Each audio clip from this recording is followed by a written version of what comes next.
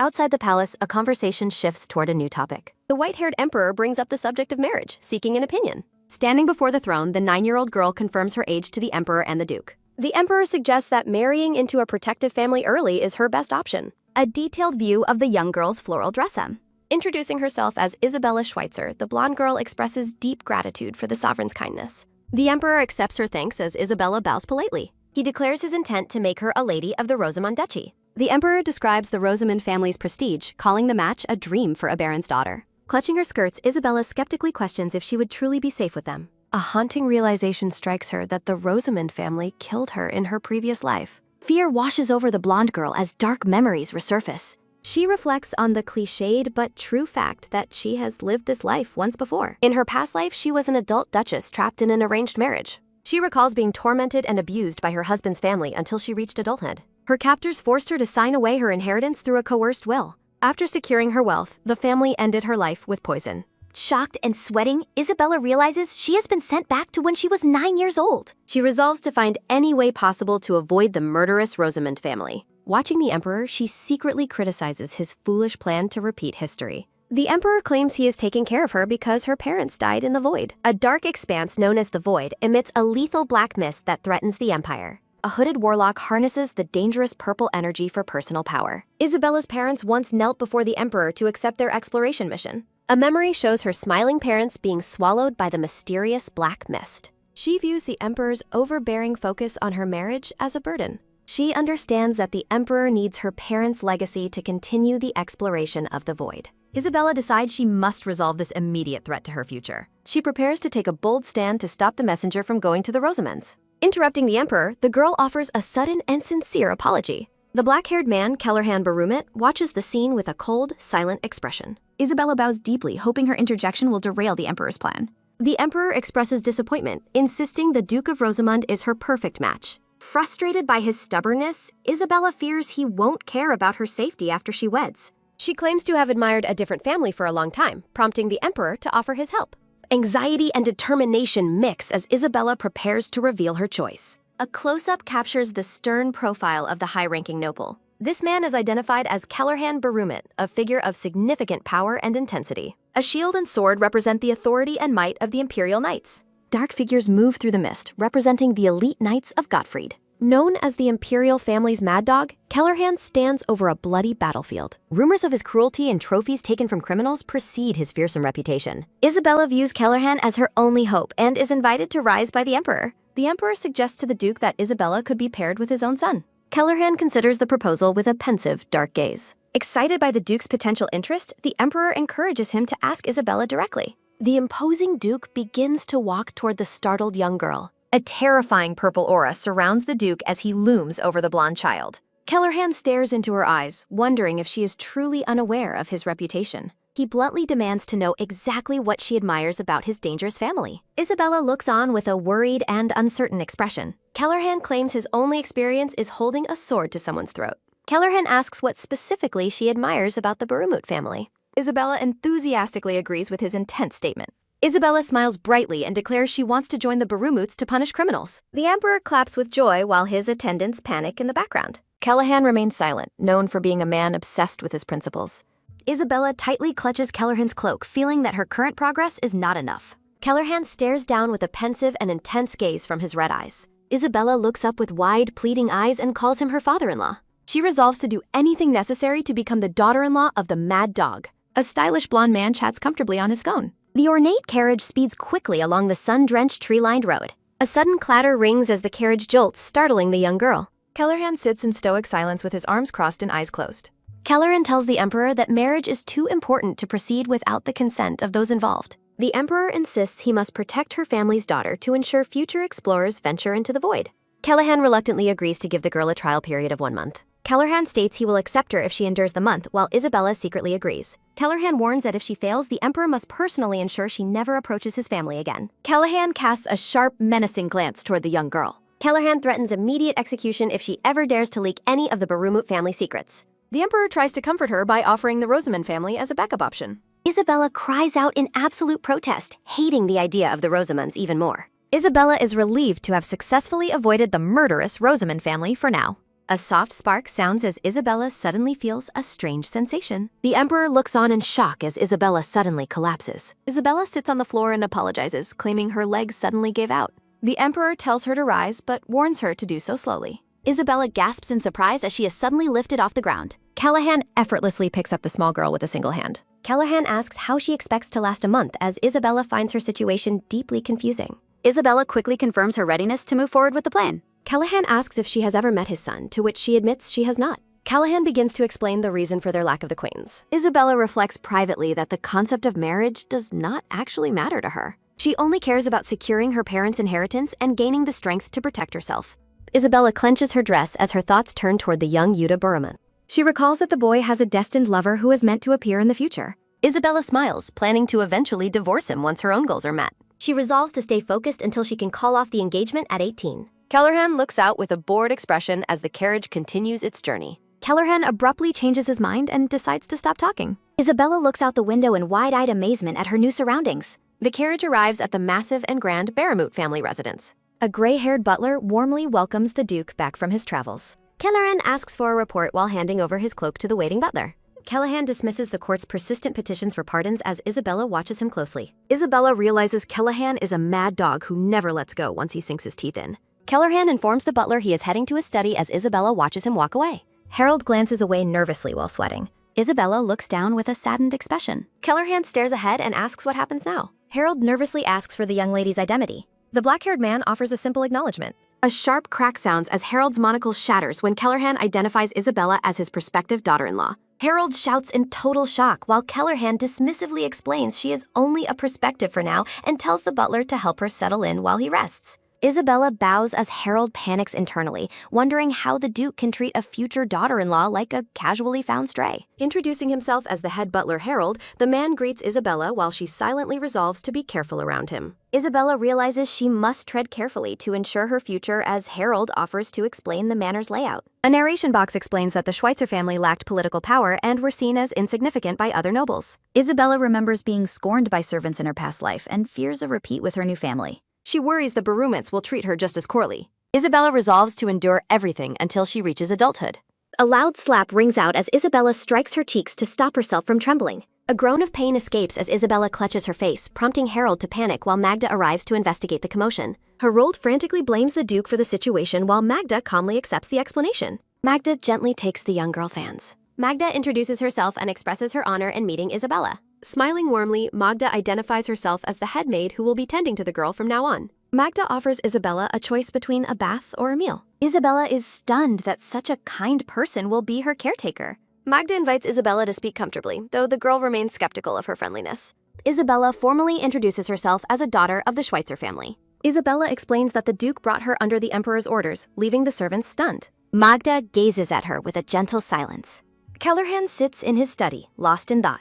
A quick tap sounds as Callahan considers the uncertainty of Isabella's stay. Isabella reacts with wide-eyed surprise. Magda comforts Isabella, promising to serve her well regardless of the future, and telling her that children shouldn't worry about such things. Isabella remembers the warmth of her late parents. Isabella hugs Magda and decides that she likes the kind people of the Barumet household. An unknown voice tells Isabella to stop crying because her face is a mess. A young boy with black hair and purple eyes peeks into the room. A stylish blonde man chats comfortably on his phone. Magda asks Isabella if she enjoyed her meal. Isabella smiles broadly and confirms she did. Isabella is overwhelmed with joy by the amazing meal. Magda suggests that Isabella should begin speaking casually with the staff. Isabella clarifies the request while she continues to eat. Isabella pumps her fists and agrees to try fixing her speech. Isabella panics because she is too sleepy to follow Callahan's order to visit his study. The maids gush over Isabella's cuteness, comparing her to the Duke's own child. Rubbing her eyes, Isabella realizes they are talking about young Yuta. Magda looks on with a pleasant smile. The scene shifts to a vast, snowy forest. A menacing growl rumbles as a massive black wolf looms over a terrified Isabella. Isabella trembles before the snarling beast, questioning if it is even a dog. The wolf's enormous paw steps forward into the cell. The wolf lunges forward with its jaws wide open. Isabella squeezes her eyes shut in terror, dreading a painful bite. She cautiously opens one eye to see if she is still in danger. A small black animal playfully leaps over the girl's skirt as she scurries away across the snow. Her attention is taken by a sudden, sharp bark as she realizes the beast is just a tiny puppy. The puppy perches on her head to bark defiantly at a massive black wolf's jaws. A giant black wolf with glowing red eyes stares down with a chillingly calm expression. A soft, comforting sound follows as the girl gently pets the puppy's head. The scene shifts as the girl wakes up in her new room with a blissful smile. A black-haired boy with a deep blush watches her with quiet concern. Confused, the girl reaches out to touch the boy's hair, marveling at how fluffy it feels. The boy ducks his head in embarrassment and offers a sheepish apology. He asks if he startled her awake, leaving the girl completely bewildered by his gentleness. Bolting upright in bed, the girl loudly demands to know the intruder's identity. The boy identifies himself as Yuta Barumit and reveals he is only 9 years old. Isabella notes that the legendary Mad Dog son appears surprisingly harmless for now. She recalls that his personality will eventually darken once he falls ill and meets his future lover. Isabella resolves to use this peaceful time to secure her future against the Rosamond family. She offers a formal greeting to the young heir, treating him like the future duke. Yuta asks her to stop being so formal and speak naturally with him. He emphasizes the importance of proper etiquette while appearing quite flustered. Yuta asks if she is truly there to be his fiancée, as the maids claimed. He suddenly reaches out and takes both of her hands into his own. Blushing intensely, the boy asks if she finds his presence frightening. Isabella is internally screaming with joy at the boy's unexpected cuteness. She laughs and assures him that he is only scary in the distant future. Yuta declares that a bride is a precious person he must protect with his life. He suddenly realizes he never learned her name despite his grand declaration. Isabella sweats, realizing she completely forgot to introduce herself in her excitement.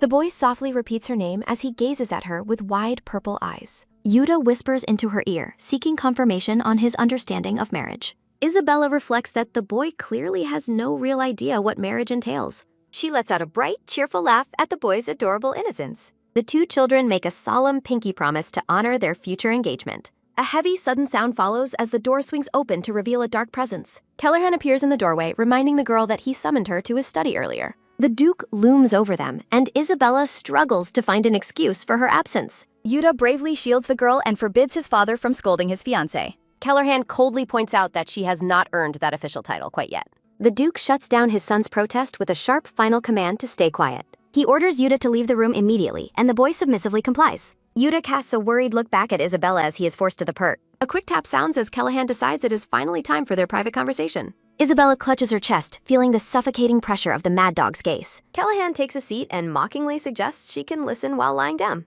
Sensing a dangerous trap, Isabella politely declines, while Kellerhan wears a chilling smile. The Duke addresses her by her full name, Isabella Schweitzer, with icy precision. He bluntly tells her to give up her pursuit of the Baramuts and go to the Rosamunds. Isabella protests that she must stay, but Kellerhan dismisses her determination as a delusion. He warns her that this household is no place for a pampered noble daughter. Kellerhan describes a world of beheadings and blood, questioning if a child could stay sane there. Kellerhan's voice booms with a harsh dismissal. Isabella defiantly claims she will grow up fine alone and promises to be helpful without causing trouble. Kellerhan stands in stony silence while a soft swish sounds as he adjusts his posture. A voice questions why she is so fixated on the Barumit family. Kellerhan turns his back, lost in cold, silent contemplation. Isabella reacts with a start of sudden, wide-eyed shock. Kellerhan observes her extreme desperation while a soft rustle sounds as she clutches her skirt. Isabella declares her simple will to live, leaving Kellerhan to ask for clarification in surprise. Determination flares in Isabella's eyes as a sharp wind sounds through the room. Rhythmic taps echo in the hall as the two stand in a tense silence. Kellerhan lets out a weary sigh and rubs his head in frustration. Expressing his disdain for children, Kellerhan walks away as Isabella watches him with an unreadable gaze. Isabella lets out a stubborn scoff as she turns away from the retreating Duke. Harold notes the Duke brought a daughter-in-law home by choice, but Kellerhan blames the Emperor's command. The butler remains skeptical, pointing out that the Duke never follows orders he finds distasteful. A gentle chuckle escapes Harold as he offers a knowing smile. Kellerhan calls for Harold while the ice in his glass makes a sharp rhythmic clink. Kellerhan questions the girl's ability to survive in their home, and Harold admits it is a daunting task. A dry laugh sounds as the ice in the drink clinks once more. Kellerhan stares deeply into his glass with a serious and pensive expression. Morning birds chirp over the manor as a maid asks how Isabella can eat so heartily. Isabella enjoys her meal with a look of pure, blissful satisfaction. The maids gush over the young lady's adorable appearance as she continues to eat. The staff express how seeing Isabella enjoy her food brings warmth to their usually expressionless household. Magda happily notes the empty plates as Isabella politely thanks them for the delicious breakfast. Offering a bright and cheerful smile, Isabella beams at the staff after finishing her meal. Isabella hopes for the Duke's favor when a sudden loud bang startles her mid-dot. Isabella breaks into a nervous sweat, realizing her thoughts have summoned the Duke himself. Isabella mentally scolds the Duke's entrance while asking about his presence, and he asks if she is finished eating. Kelleher inquires about her outdoor clothing, and Magda confirms the girl brought her own attire along. Isabella is horrified when the Duke demands she be ready in 10 minutes, mentally critiquing his lack of experience with daughters. Magda's efficiency ensures Isabella is ready on time, and the girl fondly remembers her mother's love for the yellow dress. Isabella's blue eyes widen in realization. Kelleher stands ready for their departure, looking imposing in a regal black cloak. Isabella gazes at the Duke and reflects on his resemblance to a grim reaper in his dark attire. The Duke announces it is time to depart, and Isabella responds with a cheerful affirmation. Ominous black crows let out piercing caws. As they head toward the carriage, Kelleher tells her to follow while she notes the ominous presence of the birds. The coachman greets the Duke with nervous respect as the pair arrives at the carrot. Kelleher bluntly states his intention to see Batali Dadna, leaving Isabella in a state of shock. Isabella panics internally, recognizing the name of a notorious serial arsonist. An image of a winged figure illustrates the infamy of the prison holding notorious criminals. The scene shifts to the imposing gates of Rudger Manor, the destination for the Empire's worst offenders. Kelleher notes her calm and asks if she knows of this place, and she explains her father described it as a house for bad people. The Duke explains that the Bermud family does far more than just imprisoning criminals in cells. Kelleher clarifies that they ensure proper punishment and monitor criminals to prevent any future chaos. A chilling intensity fills Kelleher's gaze. Isabella wonders about the purpose of his questions and whether they relate specifically to the arsonist. She recalls the horrific crimes of Batali Dadna, who destroyed villages and claimed countless innocent lives. Kelleher asserts that horrific crimes require punishment, while Isabella resolves to watch him carefully and feign ignorance for now. Kelleher tells her to reflect on the situation again, and she agrees to comply. A black-gloved hand suddenly reaches out to halt the girl's progress. Isabella notes he could have simply told her to stay back instead of stopping her so abruptly. A heavy, rhythmic tap sounds as the Duke approaches a prisoner sitting in a dark cell. Kelleher greets the man and mentions his recent lobbying efforts as the girl watches from afar. The prisoner wonders how the Duke managed to uncover his secret connections. Sensing a chilling aura, Isabella watches the encounter with growing apprehension. Kelleher sits calmly and notes that his arrival proves the man's efforts weren't entirely in vain. The prisoner remarks that the mad dog of the Empire wouldn't come all this way just to help him. A metallic clink sounds from the prisoner's chains as he asks if the Duke has other motives. The prisoner's scarred face is revealed beneath his hood as he glares out from the darkness. Chains rattle once more while the man demands to know the Duke's true intentions. The hooded man remains silent, his single eye fixed on his visitor. A soft swish sounds as Kelleher notes that isolation has made the man unusually talkative. Kelleher bluntly reveals that the execution is scheduled for next week, eliciting a shocked gasp. The Duke coldly adds that no one will attend the execution, leaving Isabella to question who the true villain is. Isabella gazes at the Duke's back, feeling a sudden shiver of dread. A desperate trembling sound follows as the man grips the bars and calls out his daughter's name. Batali begs for news of his daughter Rina, but the Duke meets his plea with stony silence. Kelleher dismisses the request, stating he has no reason to speak with a criminal. A loud, sharp bang sounds as the man slams against the bars, frantically denying his guilt. The man claims he acted only to save his daughter, but Kelleher questions if that changes his deeds. Fury flares in the prisoner's eyes as he shouts about the necessity of his actions. He recalls the villagers sacrificing children to a sorcerer and maintains he only wanted to save Rina. Despair fills the cell as the man begs for any word of his child, but he receives a final refusal. A wet splash sounds as Batali spits at the Duke, who simply closes his eyes in response. The memory of the villagers' cruelty toward a father and daughter lingers in the air. Tears stream down the man's face as he weeps for his lost child behind the bars. He belows insults, calling the Duke a heartless hound who hunts the powerless for his own version of justice. An ominous curse against the Berumut family echoes through the blood-spattered darkness. Rhythmic footsteps echo as the pair walks away through a sun-drenched corridor. Kelleher turns and asks the girl if she truly understood the scene she just witnessed. He explains that being a Berumut means becoming the permanent target of the world's hatred. The Duke asks if she still possesses the resolve to join such a cursed family. Isabella realizes that this entire visit was designed as a brutal test of her character. A massive black wolf with glowing red eyes stands as a symbol of the family's terrifying legacy. Isabella stops and asks for one more clarification before they leave the grounds. She asks the Duke for the current location of the arsonist's daughter. Kelleher reflects on his earlier lie to the prisoner as he recalls the man's broken plea. Isabella asserts her certainty that the Duke is hiding the girl somewhere safe. She recalls rumors that the Duke has been concealing the child's whereabouts for years. A memory surfaces of nobles complaining about how the Duke's secrets are fueling public resentment. Cruel whispers from the past suggest that the criminal's daughter should have been executed as well. Isabella asks for a final confirmation, and Kelleher admits he saved the child. The girl's confusion deepens as she struggles to reconcile his cruel mask with his merciful actions. She wonders why a man known for his coldness would protect the offspring of a mass murderer. A memory of a formal confrontation asks why the Duke chose to hide the girl in a monastery. Kellerhan reveals his core belief that the girl was saved simply because she committed no sin. A soft, warm glow surrounds Isabella as she feels a sense of quiet admiration for the Duke. Isabella's skirt swishes as she steps forward, reaffirming her vow to become a member of the Barumut family. Isabella reflects on her refusal to live a shallow life dictated by social expectations. A large, mustached silhouette manipulates a small puppet of the girl as if she were a toy. Kellerhan remains silent with a pensive and stoic expression. The girl stands firm, looking up with a mixture of challenge and hope. A soft breath sounds as she stares back in anticipation. The girl is flustered and confused about being called a mad bod. A series of dry chuckles escape the Duke as he covers his face, finding the girl's behavior entirely unpredictable. A sharp click sounds as the girl expresses her shock at his laughter, while he tells her to stop pointing and end the chit-chat. A gentle swish sounds as the Duke reaches out a gloved hand and invites her to finally go home. A quiet daze settles over the girl as she processes the Duke's invitation to return to the manor. Narration notes the child's peculiar nature as the Duke leads her away by the hand. A soft whistle sounds over the manor as the staff welcomes the Duke back and asks where he went without notice. A sudden, sharp gasp of shock escapes the head maid and butler as they witness the scene.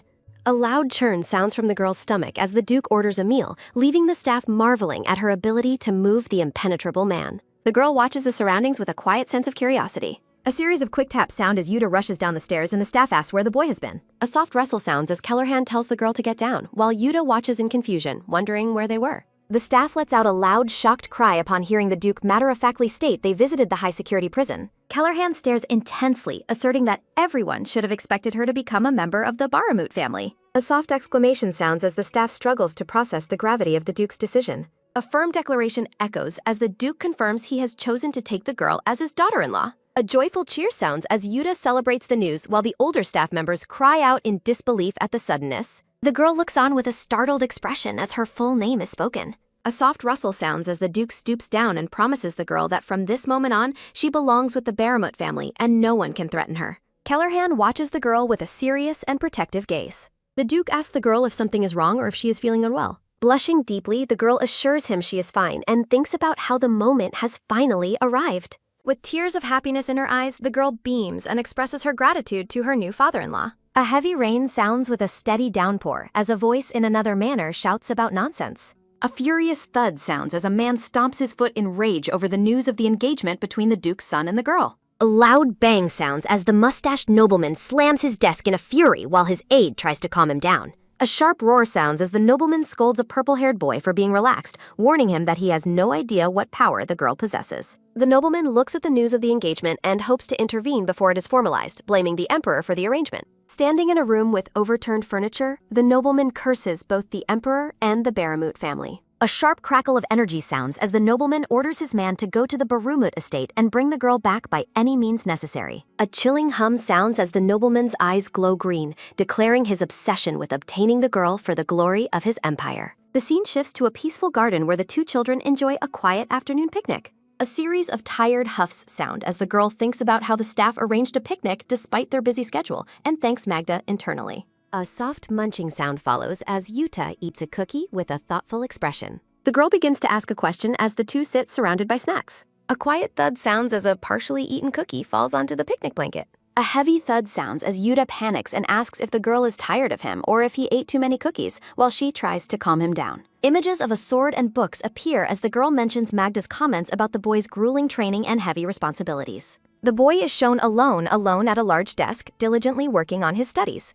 Isabella watches the boy with a kind and supportive smile. A rhythmic tapping sounds as the girl nods repeatedly, and the boy asks for confirmation of her words. A bright spark of inspiration appears as the boy suddenly has an idea. Holding the girl's hands, the boy excitedly suggests that she should join him in his lessons. A soft rustle sounds as a staff member watches from behind a tree while the boy argues that she wouldn't be bored if they studied together. The boy looks at her with an earnest and hopeful gaze. A sudden sharp crack sounds as a heavy boot crushes a fallen branch. Yuta demands to know who is there as a gray-haired man peeks from behind a tree, startling the children. The boy threatens the intruder while the visitor apologizes, explaining his presence has clearly rattled them. A sharp click sounds as the stranger identifies himself as a messenger sent by Duke Rosamond to meet the Duke. The gray-haired man explains he wandered into the beautiful garden because the master was away, catching Isabella off guard. A memory surfaces of a man in a vest being introduced as the person in charge of education, greeting the children. The man introduces himself as Rodolphe, and Isabella recognizes him as the right-hand man of the villainous Herbert. Isabella is struck with a sudden, anxious gasp as she internally warns Yuta to stay on guard against the newcomer. Rodolphe politely announces that Lady Isabella is being officially invited to the Rosamond estate. Yuta asks why she is being summoned, while the messenger begins to offer a calculated explanation. The man claims Duke Herbert is deeply worried about her safety, but Isabella's expression remains cold and unconvinced. Isabella recalls that the support Herbert gave her parents was purely a tool for his own selfish ambitions. Rodolphe tries to persuade the girl to follow him by offering future counsel and encouragement for her hardships. A soft swish sounds as the boy turns back, silently reading the distress written across the girl's face. The girl remains frozen and silent as the weight of the suspicious invitation settles over the garden. A vision of her newfound family at the Barmouth Manor offers a stark contrast to the visitor's demands. Rodolphe insists there is no other way, and Isabella fears she might have to comply with the order. The boy's mouth tenses as he prepares to defy the messenger's request. A firm thud sounds as Yuta steps forward, physically shielding Isabella from the intruder's reach. Rodolphe claims she will be in good hands, unaware that his every move is being watched with protective intensity. A sharp twitch of annoyance crosses Rodolphe's face as he internally insults the protective boy. The boy stares back with a defiant glare, unwilling to let the man take another step toward her. Surrounded by a floral aura, Yuta boldly declares that Isabella is his bride and belongs with him. Rodolphe's temper flares as he loses his composure, deciding to take the girl by force while insulting the Barmouth family. A sharp bang sounds as Rodolphe grabs her arm, prompting her to scream for release as a massive silhouette approaches. Tears well in the girl's eyes as she begs not to be taken back to the house that caused her pain. Rhythmic footsteps echo as Kellerhan arrives in a cloud of dark energy, questioning why the man is touching his family. A sudden, sharp gasp of terror escapes Rodolphe as he realizes the Duke has returned unexpectedly soon. Kellerhan places a comforting hand on the girl's head, noting that the intruder waited for his absence to strike. A soft rustle sounds as the boy clenches his fists, finally seeing his father standing as their protector. A metallic swish sounds as the Duke grips his hilt, calling the intruder a rat for trying to kidnap his daughter-in-law. A sharp bang sounds as Kellerhan draws his blade, pinning it to the man's throat as the intruder screams for mercy. Kellerhan looms over the terrified messenger with a gaze as cold and sharp as his steel blade. The messenger stares down the length of the sword, realizing that the Duke is truly prepared to end his life. Terror grips Rodolphe as he realizes the Barmouth Duke is completely unfazed by the Rosamond family's power. The intruder frantically backpedals, stammering that he was only following orders to bring the girl back. A sharp slice sounds through the air as Kellerhan moves closer, mockingly noting the man's slow reactions. Rodolphe warns of future consequences, but Kellerhan coldly asserts that he has no concern for the opinions of others. A loud, comical zoom sounds as Rodolphe flees the garden, shouting about his master's high regard for the lady. A soft sigh of relief follows as Isabella realizes she is safe, while Yuta checks on her well-being. The girl's eyes widen as she watches her protector, feeling a mix of awe and lingering fear. Kellerhan reflects on why the Rosamond family would go to such lengths to secure the girl's return. Narration explains that Herbert was always making relentless demands of the girl's parents in the past. A memory reveals Herbert demanding the location of the Crown of Rod group while the parents stand their ground. A sharp roar sounds as the mustached man scolds them for hiding the truth after he funded their research. The father counters that money does not buy the right to claim the fruits of their labor. A loud, sharp bang sounds as Herbert demands silence, unable to contain his growing frustration and rage. Herbert insists he is the only one worthy of the research and reminds them of his vital financial support. Kellerhan realizes the significance of the item Herbert is searching for and why he is so desperate to act. A soft rustle sounds as the Duke sits with the children, mentioning the central bank while admitting it ruins the picnic mood. The black-haired man reflects that as long as the item remains in the central bank, it is secure. Kellerhan instructs the children to return to the estate for a significant announcement. A portrait of a woman is startled by a sudden, shocked exclamation of disbelief. Magda is stunned to learn that the engagement date has been moved up. Kellerhan's staff is overwhelmed by the impossible task of preparing the ceremony in 1 week. Magda insists on a proper ceremony, leading the Duke to promise he won't rush the quality. Isabella looks on in confusion as the Duke orders the children to prepare for departure. The Duke reveals they are traveling to the estate of the Marquis of Bingley. Narration describes the Marquis as a wealthy, neutral powerhouse in the Empire's commerce. Isabella worries the Marquis might be a temperamental man, even more difficult than Herbert. Bruno Binkler, the Marquis's eldest son, is introduced as a handsome, long-haired noble. Bruno welcomes the group while the Duke apologizes for his unexpected arrival. The Duke and the young host exchange polite greetings in the sunlit hall. Isabella is relieved and impressed by Bruno's kind and handsome appearance. Bruno's expression turns pensive as he considers the impact of Herbert's actions. The blond man leans down to formally introduce himself to the two children. Bruno identifies himself as the eldest son of the influential Binkler family. Bruno's teasing about the engagement prompts Yuta to act as a protective shield for Isabella. The Duke requests a meeting with the Marquis to discuss official business. Bruno happily agrees to lead the guest to his father's study. A light-haired man rushes into the room while shouting a dramatic greeting. The Marquis tearfully berates the Duke for not giving them time to throw a party. Kellerhan expresses his disdain for large celebrations while the Marquis remains persistent. Yuta explains the Duke once saved Bruno's life, explaining the Binklers' intense loyalty. The Marquis clings to the Duke, refusing to let him leave without accepting their thanks. Isabella begins to suspect that the purpose of their visit is related to her upcoming engagement. A sudden, sharp ahem sounds as the children interrupt the Marquis's dramatic outburst. The Marquis pulls back in embarrassment while Bruno laughs at the awkward scene. Kellerhan shocks the Marquis by demanding the engagement ceremony be fully prepared within a single week. The Marquis frantically begs for at least 10 days to organize such a monumental event. Kellerhan begins a cold countdown, sending the Marquis into a state of absolute panic. Holding up a tiny shield, the Marquis desperately pleads for more time to think through the logistics. The Duke remains unmoved, claiming he is already giving them time as the Marquis continues to wail. Bruno calmly offers snacks to the children while the adults continue their chaotic negotiation. Driven to desperation, the Marquis prepares to use his family's secret technique of meticulous accounting. With incredible speed, the Marquis works an abacus and quill as the Duke's countdown continues.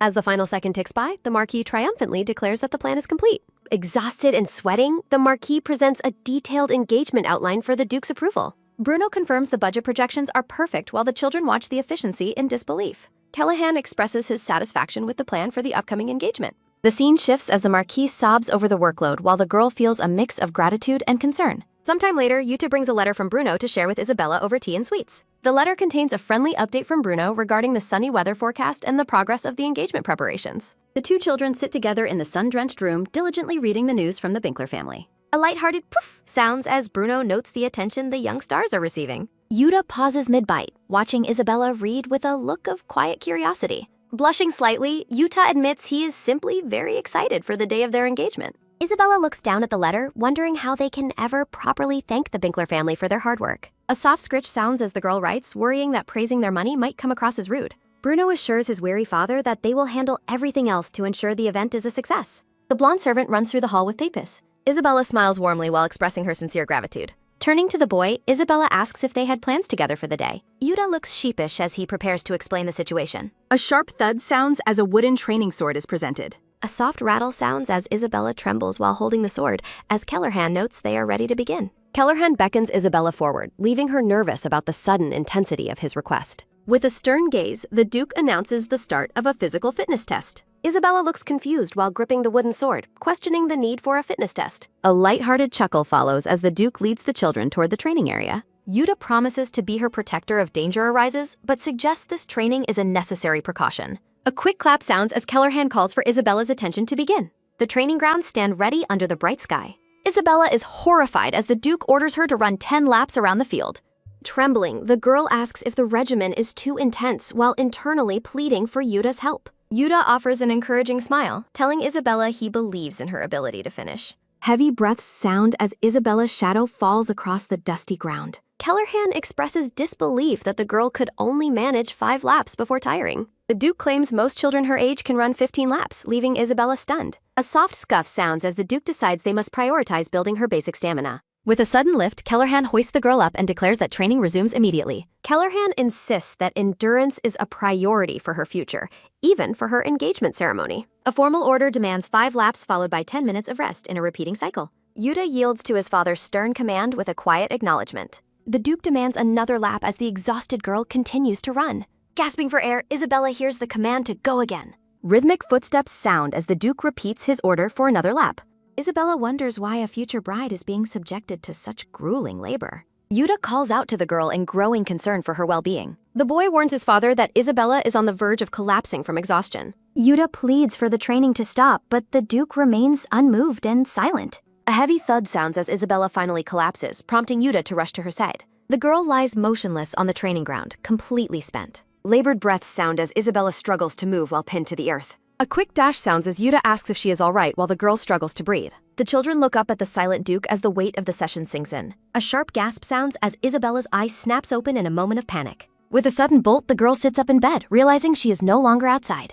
A sharp wince follows as a sudden wave of physical pain washes over the girl. Isabella groans in agony while Yuta checks on her from the bedside. Yuta explains that she was brought to the infirmary after collapsing during her training.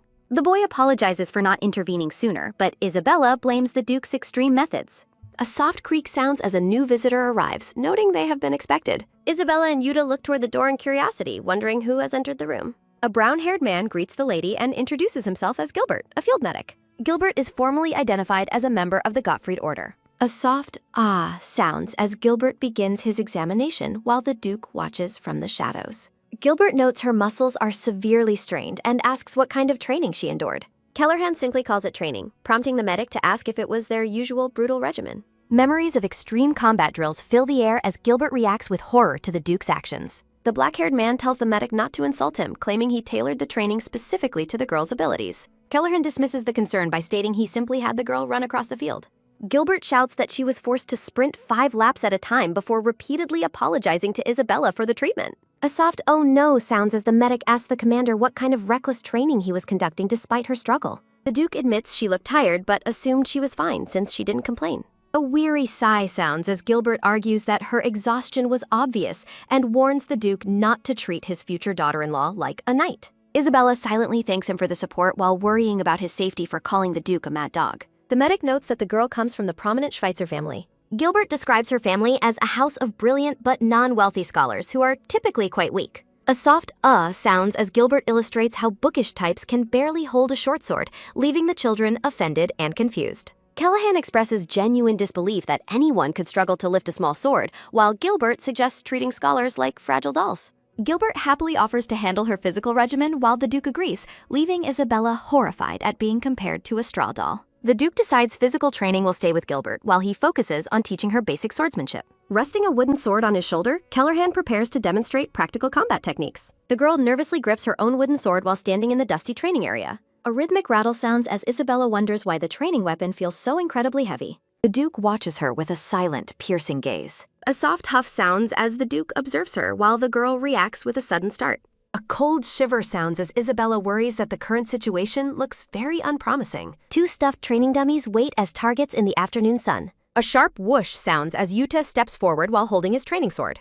Isabella realizes she has never actually seen the boy use a sword before today. Rapid footsteps sound as Yuta lunges forward with incredible speed and precision. A flurry of strikes sounds as the boy's strikes move too fast for the naked eye to track. A quick snap sounds as Yuta finishes his movement, leaving the girl in absolute awe. Isabella cheers enthusiastically for Yuta's incredible speed while the embarrassed boy lets out a bashful giggle. A soft blush sounds as Yuta sheepishly explains it was only a basic thrust while the girl finds him adorable. A sudden thud sounds as the Duke points to Isabella and demands she try the move herself. A soft sob sounds as the girl tearfully prepares to swing the heavy sword while Kellerhan orders her forward. Yuta offers words of encouragement as Isabella approaches the target with her sword raised. A tight grip sounds as the girl squeezes the hilt with all her might. Stealing her resolve, Isabella closes her eyes and prepares for her first attempt. A swift whistle sounds as the sword cuts through the empty air. A heavy crash sounds as Isabella realizes she missed the target entirely, shocking both the Duke and the boy. With a grim expression, Kellerhan demands she try again as the girl dejectedly agrees. A sharp shout sounds as Isabella swings again while the Duke instructs her to lower her stance. A loud grunt sounds as the girl puts more strength into her swings under the Duke's constant orders. Heavy panting sounds as the girl's stamina begins to fail once again. The training dummy remains perfectly intact, mocking her failed efforts. A dull thud sounds as the tip of her sword falls uselessly into the dirt. Frustrated and tired, Isabella laments her inability to even scratch the target or mimic Yuta's form. Labored breaths sound as the girl struggles with numb fingers and a body that feels like lead. The Duke's voice softly calls her name as she remains hunched over in exhaustion. A sharp gasp sounds as Isabella looks up in surprise at the Duke's sudden change in tone. Kellerhan looks down at the girl with a complex, unreadable expression. The Duke kneels before her, placing his hands on her shoulders to get her full attention. A moment of heavy silence follows as the Duke prepares to speak. Kellerhan explains that being part of his family brings constant danger, and he wants her to be able to protect herself when no one else is around. Isabella is left speechless by the Duke's unexpected confession of concern. A happy giggle sounds as the girl's heart melts with joy upon learning the Duke's true protective intentions. Kellerhan ends the session questioning Yuta's silly grin before telling the children it's time to head back. Isabella asks the Duke to teach her the move he performed earlier, promising to follow his instructions carefully. A soft peak sounds as the boy happily agrees to her request. Narrative text reveals the girl's determination to clear her mind and focus on extending her arm properly. Yuta demonstrates the movement, instructing the girl to keep the sword's tip aimed steadily. The boy encourages her by explaining the move is simple and there is nothing to fear as the Duke watches. Isabella closes her eyes and tells herself to remember and visualize the sequence. Thoughts of how Yuta held his stance fill the girl's mind. The girl ponders the exact angle of the sword used during the demonstration. The blonde girl stares ahead with focus. Rhythmic strikes sound as Isabella lunges forward toward the training dummy. Stunned silence follows as the Duke and the boy react to her display. Excitedly pointing at her work, the girl calls out to the Duke to see her success. Wooden sword strikes center of target.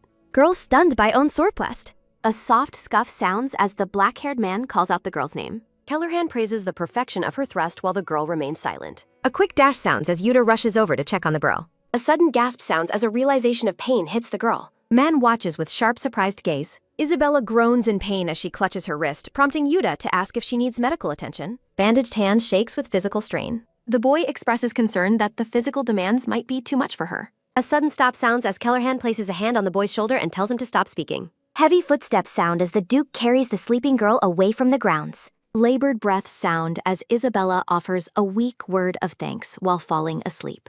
Girl's hand wrapped in white bandages. Hand reflection seen in brew eye. A soft thud sounds as the girl lies back on her bed. A soft hum sounds as the girl triumphantly realizes she succeeded.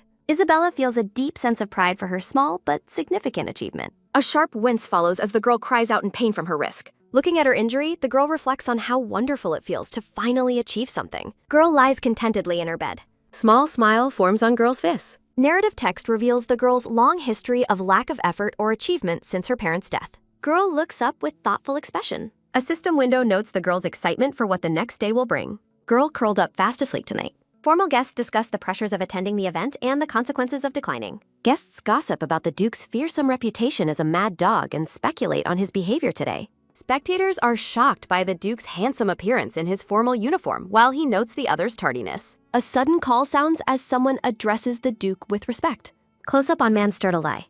A quick run sounds as Isabella enters in a beautiful gown, breathlessly apologizing for her late arrival. Isabella wonders about the guest's stares while the Duke mentions Yuta's imminent arrival. Spectators admire the pair while a voice calls out to the girl from the distance. Yuta appears in a white suit, looking worried and asking the girl for her opinion. A bright glow sounds as the girl enthusiastically tells the boy he looks incredible. The boy is left flustered and shocked by the compliment while the girl confirms her statement.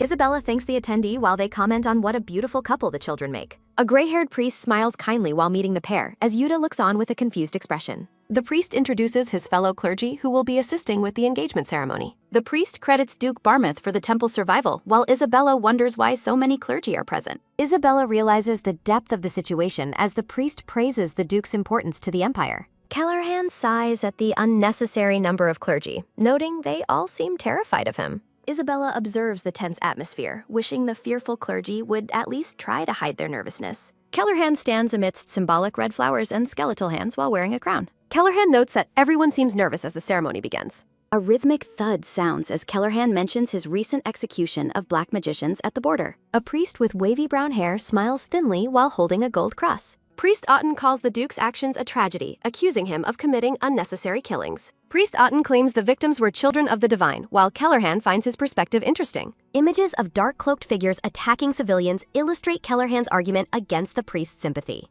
A soft gasp sounds as Priest Otten suggests there was surely a way to save everyone involved. A soft murmur sounds as the gray-haired priest begs Priest Otten to stop his provocative speech. Priest Otten questions if the Duke simply lacked the skill to subdue the magicians without killing them. Kellerhan remains silent while staring at the priest with a cold, piercing gaze. The gray-haired priest urgently reminds everyone that the ceremony is about to begin. Priest Otten asks for understanding as he claims to be preaching the commandment of mercy. Priest Otten explains that the Lord gives everyone a chance to repent for their sins. Kellerhan looks on as the priest cites the angel of punishment to argue that mercy is a primary virtue.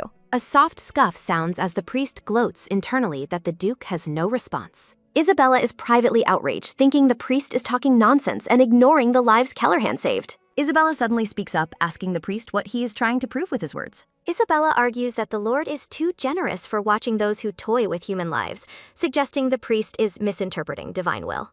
Rhythmic footsteps sound as the gray-haired priest states the law must protect the weak and punish the guilty. A cold shiver sounds as Kellerhan asks if the priest agrees that he shouldn't be obligated to protect monsters. A heavy silence falls as Kellerhan suggests the priest preach his message of mercy to the victims of the attack. A sharp glare sounds as Kellerhan warns he cannot guarantee the priest's safety if he follows through. Kellerhan demands the priest stop reciting the stories of the 12 angels immediately. Isabella sticks her tongue out at the departing priest, feeling a sense of petty triumph. The gray-haired priest apologizes to the Duke for Priest Otten's disrespectful behavior. Gilbert notes the priest is as fragile as his daughter-in-law while the other clergy look away awkwardly. Announcement calls for applause to welcome the lovely young couple. Yuta and Isabella walk happily down the aisle during their engagement ceremony. Narrative text expresses deep gratitude to all the guests who joined the celebration today. Narrative text declares the gathering a blessing from the Lord for the couple's bright future. Kellerhan watches the children while the narrator notes the miracles that brought them to this moment. Isabella feels a sense of relief as the ceremony finally concludes. Isabella celebrates becoming a bar mitzvah until an uninvited guest questions why he wasn't informed. Herbert Rosamund arrives unexpectedly, causing a stir among the crowd. Kellerhan points out he didn't send an invitation, but Herbert insists on attending due to their family history. A red-haired boy watches from the side, thinking Isabella was almost his own fiancée. A sharp smirk sounds as the boy watches the girl with a calculating expression. Isabella reacts with visible horror at the sight of the newcomers. Dark memories overwhelm Isabella as she vows never to live that way again. A sudden gasp sounds as Yuta notices Isabella looking pale and frightened. Yuta rushes to Isabella's side, asking if she is feeling unwell. Yuta promises to protect her, assuring her that he and his father will keep her safe. Isabella calls Yuta's name softly. Thoughts of thanking the young master fill the boy's mind as he stares. Determination fills the blonde girl's eyes. Kellerhan demands why Rosamund is barging in and questions his lack of manners. A sharp clench sounds as Herbert thinks about the Duke's troublesome reputation. Herbert questions how he could miss the engagement of the girl who almost became his daughter-in-law. Guests whisper about rumors of a pre-existing marriage arrangement between the two families. Whispers fill the air as guests wonder if the Duke stole the bride. Herbert thinks his sponsorship efforts contrast sharply with Kellerhan Barmouth's ruthless image. Guests whisper that the Barmouth family snatched the girl just to continue their line. A soft gasp sounds as guests speculate the girl was forced here because she has no ties. A sharp crack sounds as Kellerhan clenches his gloved fist in silent fury. A soft tug sounds as Isabella reaches for the man's sleeve. Smiling warmly, Isabella holds the Duke's hand to keep him from acting. Isabella looks ahead with intense focus. Isabella vows she will never act the way Herbert Rosamund wants her kill. Memories of dark nights and abusive treatment resurface in the girl's mind. Curtsying gracefully, Isabella introduces herself as the future daughter-in-law of the Barmouth family. Isabella speaks with a resolute expression. Isabella realizes she must not tremble if she wants to avoid being a fool. Isabella clarifies that she chose to marry into the Barmouth family of her own free will. Boldly standing her ground, Isabella continues her speech. Isabella declares she never wanted to marry the unjust Lord Rosamund, leaving Heiner shocked. Heiner reacts with rage at the girl's bold nonsense. Calling her an insignificant brat, Heiner raises his hand to strike the girl. A sharp slap sounds as Yuta catches the boy's wrist before he can strike. Heiner mocks Yuta, asking if he's playing protector just because he's her fiancé. Pointing a finger, Heiner accuses the girl of insulting the 5 ducal families. A sharp groan sounds as Yuta crushes the red-haired boy's wrist with incredible force. Heiner is left in shock by the boy's unexpected physical strength. Isabella urges the boy to let go, calling Heiner an object that shouldn't be touched. Outrage fills Heiner as he realizes she just referred to him as an object. Herbert warns the girl she has gambled with his son's and his family's honor. Herbert points a threatening finger, warning both Isabella and the Duke that they are in deep trouble. Isabella counters by asking if they remember the Rowan Lake incident. Tense whispers break out among the crowd following the girl's question. A blonde man in a red coat expresses nausea just thinking about the horrifying event. A vision of a boat trip on a lake filled with dead fish appears. Narrative text explains that the fish in Rowan Lake died from mass poisoning. The text notes the investigation was hushed up, though the girl claims to know the truth. A sudden revelation identifies Lord Heiner as the true culprit of the poisoning. Heiner turns pale and trembles as the accusation hangs in the air. Guests whisper about the strangeness of a mage poisoning a lake favored by nobles. Images of dark magic appear as the narrator questions the official story of a bribe. A memory reveals a mage under Rosamund's patronage being forced into a false confession. Pointing a firm finger, Isabella confronts her accusers head-on. Herbert calls the claim baseless while Isabella admits she currently lacks proof. Isabella thinks her current goal is to make a specific person question the incident again. Isabella calls for someone to listen and step forward immediately. A blonde man with glasses and a choker smiles while talking on a phone. A man speaks with a serious tone, his face partially obscured.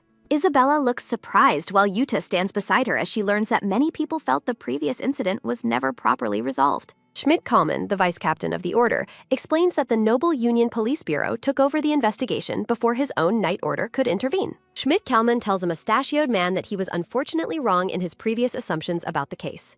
A historical map illustrates the various investigative agencies operating within the empire. The Noble Union Police Bureau is depicted as an elite organization serving the high-ranking nobility. The Gottfried Night Order is identified as the Empire's primary defense against major crimes involving dark magic. A comparison shows the First Night Order handles crimes outside the capital, while the Second Night Order manages internal security. The Third Night Order is responsible for handling general armed conflicts and minor criminal offenses. Isabella realizes that the First Night Order must feel deeply humiliated after the police bureau seized their authority over the investigation.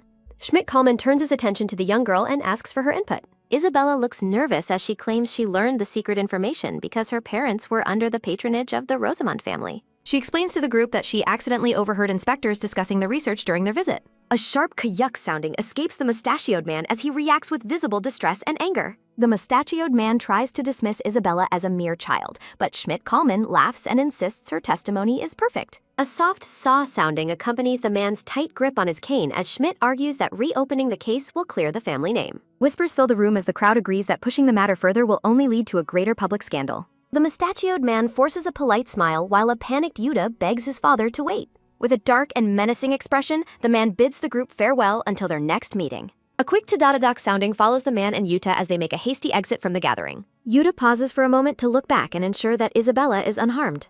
A sudden rack sounding punctuates the moment as Isabella lunges forward to give Yuta a heartfelt hug. A bright hua-ak sounding follows as Yuta's face turns bright red from the unexpected physical affection. Isabella admits that she was only able to find her courage because he was by her side. She looks at him with genuine gratitude while thanking him for his support.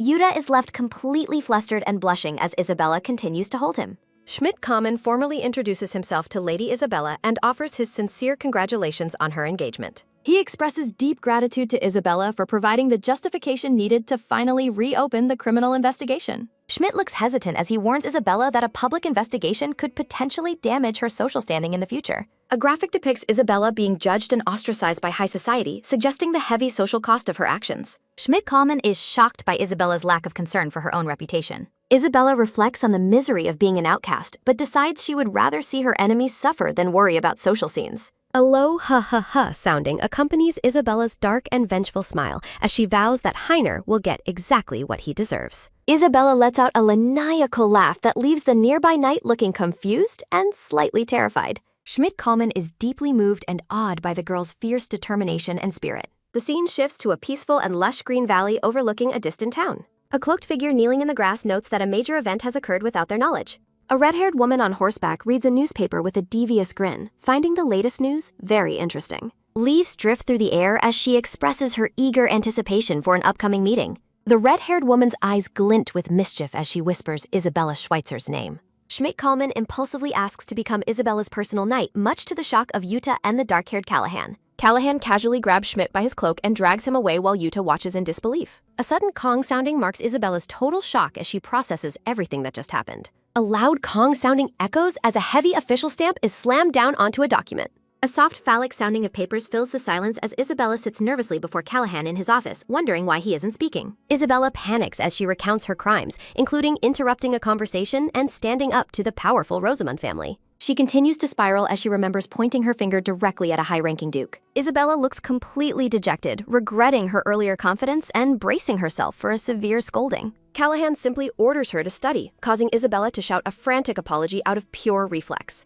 A firm tack sounding occurs as Callahan taps a pile of books, announcing that Isabella will now be taking lessons alongside Yuta. The black-haired man sits at his desk focused on writing as he confirms his decision. The man admits he was too busy to start sooner, then tells the boy that the girl will be joining his lessons. A sharp gaze meets the boy as the man questions what exactly he is apologizing for. The man asks if she truly doesn't want the lessons, concluding the matter is settled when she chibis in silent disagreement. Order is given for the boy to proceed to class while the butler is instructed to escort the girl to the study. The blonde girl's face radiates with a shimmering, hopeful energy. A quick sound marks the girl's concern as she asks the butler if her excitement was too obvious. The girl sprawls out with books, reflecting on her love for learning and the absurdity of her former guardian's ban on it. Thoughts of the teacher and the new subjects fill the air as the black-haired man prepares for the session. The butler announces their arrival at the shared study as the boy excitedly greets the brawl. The butler politely asks the children to wait while he goes to find the instructor. The girl gasps in shock as the boy explains his father told him they would be studying together from now on. The boy begins to explain something further with a cheerful, blushing smile.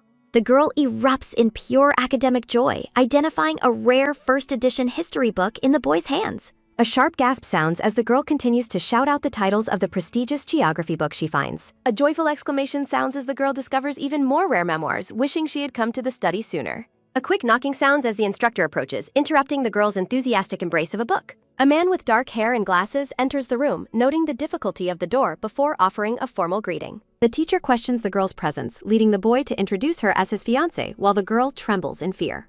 Adjusting his glasses, the teacher notes that it would have been better to have received advance notice of her arrival. The teacher decides to continue with the current curriculum, causing the girl to worry about the strict nature of scholars. Standing before his students, the man formally introduces himself as Philip Meyer, the history and geography teacher. The teacher offers to lend his own book to the girl since her inclusion in the class was unexpected. Moved to tears, the girl thanks her teacher, while the boy kindly offers to share his own materials. A sense of dread washes over the girl as the teacher begins the lesson and instructs them to open their books. Narrative text reveals the girl's painful past, where she was mocked as a foolish and empty-headed fiancé. Dark memories surface of being treated like a plaything and confined to an attic by her previous captors. A vow of vengeance glows with intensity as the girl promises to ensure her tormentor's downfall. A sharp tap sounds as the teacher begins a lecture on the ancient tribal wars of the Raguna Mountains. The instructor continues his detailed explanation of the historical conflict.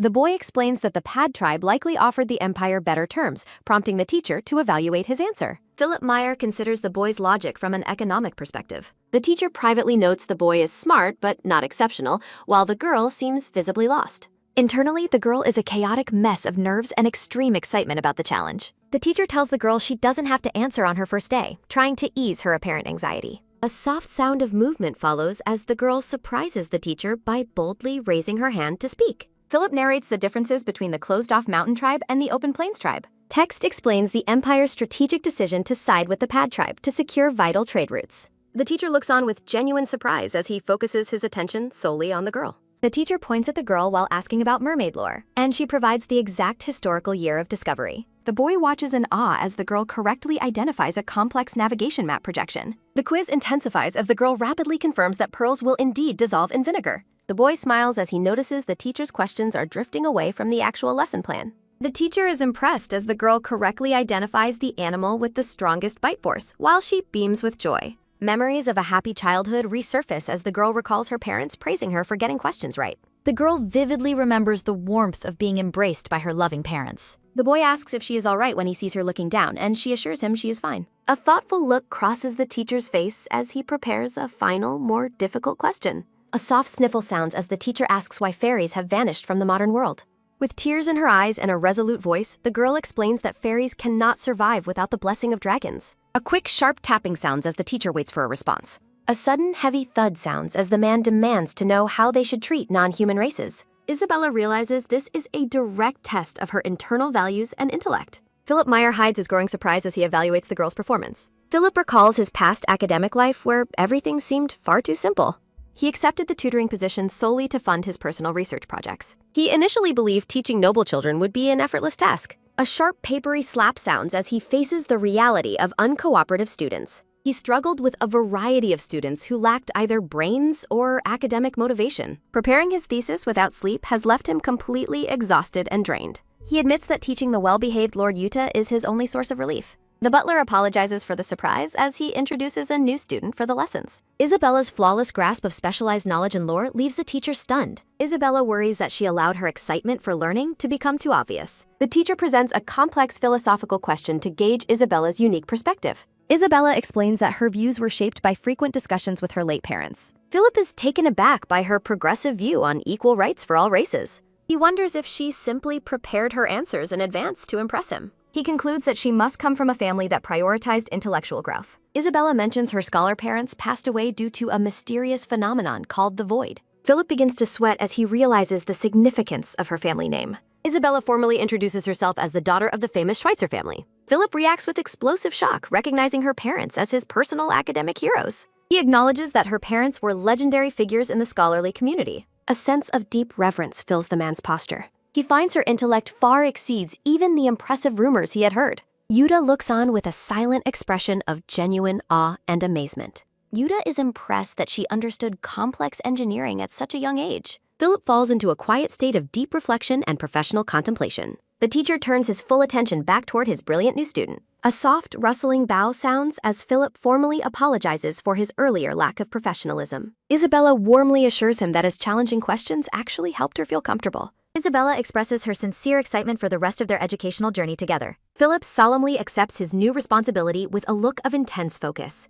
Isabella lets out a tired stretch after finishing the rigorous academic session. Yuta is pleased to see that Isabella enjoyed her first formal lesson. Isabella's enthusiasm for more subjects leaves the young boys slightly overwhelmed. A new teacher named Jane arrives to lead the music and dance curriculum. Isabella offers a polite apology for her sudden inclusion in the social class. Jane welcomes her warmly, noting that dancing is more enjoyable with more participants. The instructor decides to begin their very first lesson with social dancing. The pair begins to learn the waltz, described as the flower of social dance. Isabella feels hesitant because she is unfamiliar with the various styles of the dance. She expresses a deep fear of messing up the complicated steps in front of others. Yuta offers a comforting whisper, suggesting they take their first steps together slowly. Isabella agrees to begin the lesson immediately following the instructor's technical explanation. A rhythmic clapping sounds as Jane calls out the formal dance commands. Jane continues to clap firmly, emphasizing the timing of the movements. Jane erupts in frustration as Isabella struggles to grasp the basic steps after an hour.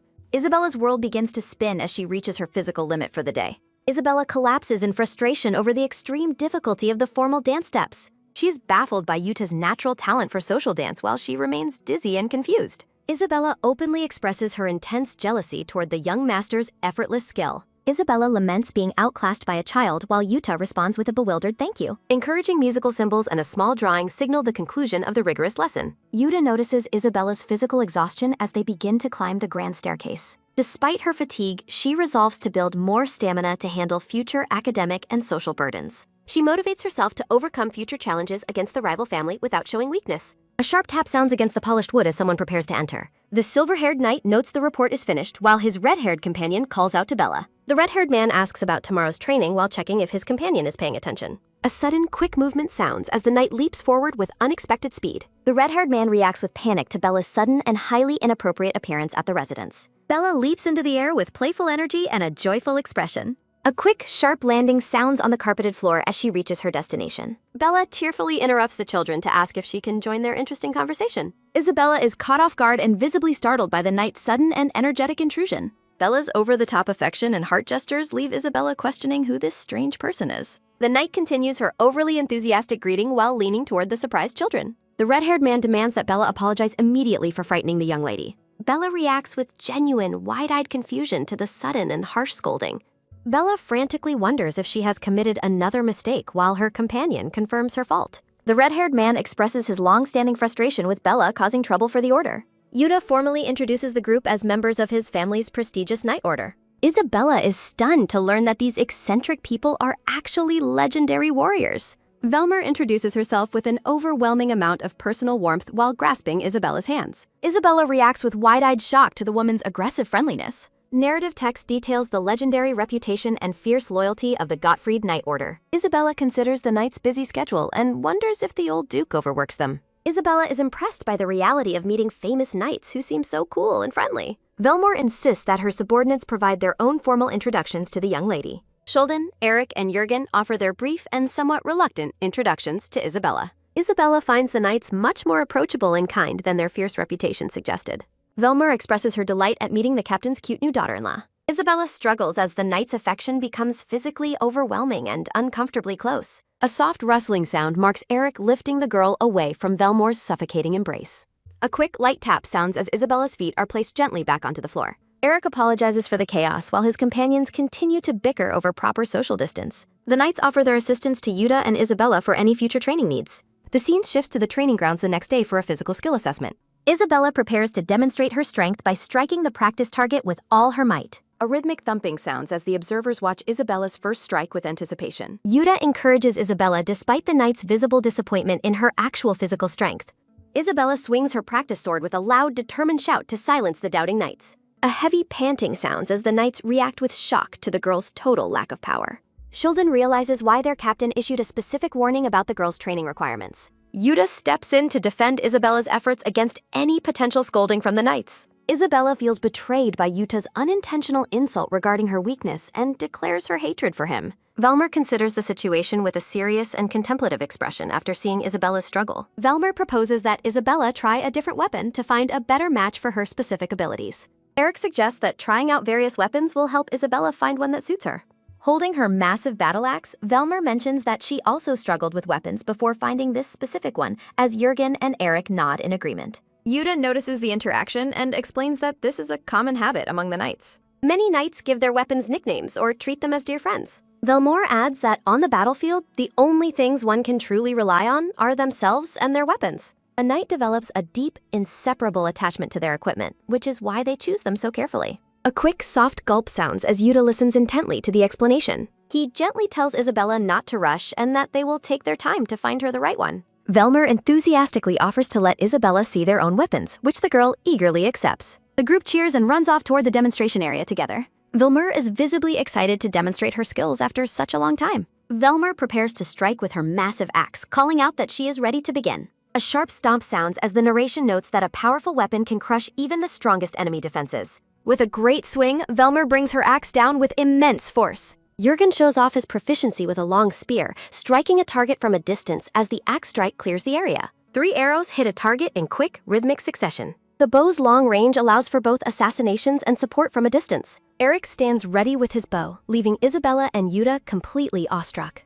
Isabella claps her hands excitedly and exclaims how cool the knights look. The knights gather around and tell Isabella that it is finally her turn to try. The trio looks on with sweating, worried expressions at the young girl. They realize their weapons are far too heavy, tight, or long for the delicate Isabella. Velmer yells at Eric for making the young lady cry, while he frantically defends himself. Isabella blushes and looks confused, asking about a building called the Annex. Eric smiles and confirms that they are heading to that specific location. Inside a cluttered room, a brown-haired person works feverishly at a desk while muttering to themselves. The figure mutters about increasing explosive power and making the timer adjustable on a complex blueprint. Looking at the bomb designs, the inventor wonders how they will actually construct such a device. A blonde man with glasses adjusts his ponytail while talking on a smartphone. Eric continues the explanation, hoping they might find something suitable for Isabella in the annex. Isabella hears a rumor that the building is haunted by the ghosts of those who died working there every night. The exhausted inventor pauses for a moment, sensing an intrusion. Eric gestures toward a door, explaining that this is where the Night Order's weapons are designed and built. He opens the door and explains that they mainly invent tools to aid in battle. A frantic, brown-haired woman lunges out, causing Isabella to scream in terror at what she assumes is an overworked ghost. The disheveled woman begs for someone to save her because she cannot take the workload anymore. She continues to cry out about the never-ending work and her inability to figure out how to finish it. She thrusts a resignation letter forward, desperately pleading for it to be accepted. Eric tries to calm Caroline down while she begs for death so she can finally go home. Caroline looks up with teary eyes behind her round glasses, her panic beginning to fade. Isabella stands frozen, surprised to realize the ghost is actually a real person. The brown-haired woman formally introduces herself as Caroline Dolph. A sudden crash sounds in the messy workshop, followed by a startled gasp from the girl. Velmer introduces Caroline as the Order's exceptionally capable green mage. Isabella is intrigued by the presence of a green mage within a Night Order. 3 muscular gray figures pose to demonstrate the various combat styles and characteristics based on physical weapons. 3 cloaked figures in red, black, and green represent the different paths of magic.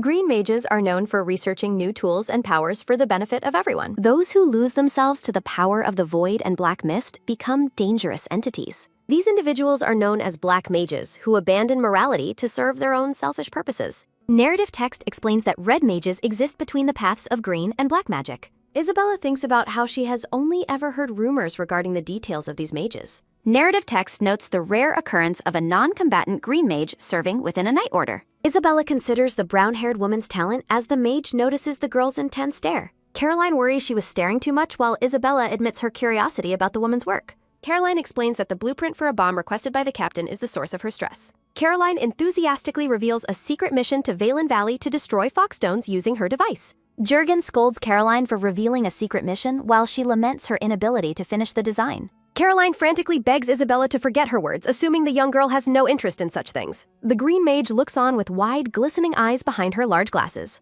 Isabella stares intently at the complex blueprint spread out on the table before her. Caroline offers to let the girl take a closer look, which Isabella accepts with an excited shout. The knights and Yuta watch with fond smiles as Isabella curiously examines the cluttered workstation. Caroline watches the girl with a blush, thinking about how curious she must be after meeting a mage. A memory surfaces of a younger Caroline standing beside a brown-haired man at a research desk. Caroline smiles warmly and tells Isabella that the blueprint reminds her of her own childhood. The blueprint detailed on the parchment shows a square-shaped container with various internal mechanisms. Isabella points out the specific shape of the bomb, surprising the inventor who didn't expect her to recognize it. The knights admit their lack of understanding, while Isabella notes how different this is from other bombs. A standard spherical black bomb with a simple fuse is shown for comparison. Isabella notes that most bombs are typically shaped like spheres or pipes. The young girl places her hands on the blueprint as she continues to study the unique design. Caroline explains that her primary goal for the design is to ensure easy installation on the battlefield. Jurgen finally understands why the device is square, as he imagines it fitting perfectly into a rock crevice. Caroline clarifies that she is actually attempting to construct a bomb that explodes at a predetermined time. The mage continues her explanation with a nervous expression as she considers the technical difficulties. She notes that while the power and form are decided, the length of the fuse remains the primary issue. A vision shows a long fuse being easily spotted by an enemy while Caroline collapses from exhaustion. Isabella looks up with a thoughtful and slightly worried expression as she listens to the dilemma. Caroline looks down with teary eyes, feeling the weight of her unfinished task and lack of sleep. Isabella suggests coiling the fuse inside the bomb to make it burn longer while remaining hidden from view. Jurgen, Velmor, and Eric let out a collective shout of amazement at the girl's clever suggestion. Yuta claps his hands with joy and cheers for how amazing Isabella's idea is. A flustered Isabella waves her arms and begs everyone to pretend they didn't hear her embarrassing suggestion. Caroline enters a trance-like state of muttering as she calculates how to implement the spiral fuse idea. A sudden, firm grab sounds as Caroline seizes Isabella's hands in a moment of intense realization. Caroline shouts that the idea is amazing and will definitely work once they begin the testing phase. The mage is overcome with ecstatic joy, while Isabella looks on with a bewildered expression. A quick, firm grip sounds as Caroline rolls up the parchment, declaring that she cannot delay any longer. Caroline drags a shocked Isabella toward the door, insisting that they leave immediately for their next destination. The green mage is filled with a sense of renewed purpose and pure happiness. In a grand meeting hall, the Duke sits at the head of a long table surrounded by his knights. The Duke leans forward with a cold and imposing gaze, his hands clasped firmly in front of his face. A rhythmic thumping sounds as the Duke calls the meeting to order while Caroline enters with a startled Isabella. The Duke asks Caroline if she has successfully finished the specific tasks he assigned to her. He continues his stern questioning while the other knights at the table watch with tense expressions. The Duke's cold voice demands to know why she has brought his young daughter-in-law to a secret meeting. A heavy thud sounds as the Duke stares intensely at Isabella, who wonders why he is speaking so harshly. Caroline enthusiastically credits the young lady's idea for finally allowing her to find a solution to the problem. Jurgen reacts with total shock as he realizes that the child was the one who solved the mage's technical issue. A loud bang sounds as a gloved hand strikes the table while a cold voice demands to know what Caroline just said. Leaning over the table with a shocked expression, the blonde man asks for confirmation that the young lady really assisted her. A rhythmic stomp sounds as the blonde man marches toward the girl with a highly dramatic and unusual gait. He looms over Isabella with a flushed face and wide eyes, overwhelmed by the realization that she is only 9 years old. Isabella sweats nervously as the man stares at her with intense, glistening eyes. The blonde man breaks down in tears of admiration, marveling at how such tiny hands could accomplish such an incredible feat. He expresses his deep disappointment in Caroline for delaying such important news, while the mage frantically explains she only just met the girl today. The man is visibly moved by Isabella's brilliance, though the young girl finds his emotional reaction quite strange despite his handsome appearance. A small version of the man explains that his duties as vice captain kept him too busy to visit her sooner. Surrounded by glowing flowers, the blonde man kneels before Isabella and formally introduces himself as Abraham Blasaha. A sudden, firm grip sounds as a black-gloved hand clamps down onto Abraham's face. The black-haired Duke looms behind the vice captain with a murderous glare, asking who gave him permission to touch the girl's hand. Isabella lets out a terrified scream, begging for the confrontation to stop before something terrible happens. A giant black dragon appears in a vision, licking its lips as it prepares to devour a tiny, weeping Isabella. Narrative text explains the sudden appearance of the beast as the young girl cries out in despair. A flashback reveals Callahan setting a nearly impossible condition for Kalman, who desperately wanted to become Isabella's knight. Callahan's past demand to hunt a dragon is recalled as the fearsome black beast let out a thunderous roar. In the meeting hall, the knights whisper about rumors that Kalman is already out searching for a real dragon to hunt. Isabella blushes deeply, her face becoming hot as she listens to the surrounding gossip. The knights erupt in excitement, asking the captain for permission to attempt the same challenge for a similar reward. They acknowledge that dragons are rare and hard to find, which only seems to increase their enthusiasm for the task.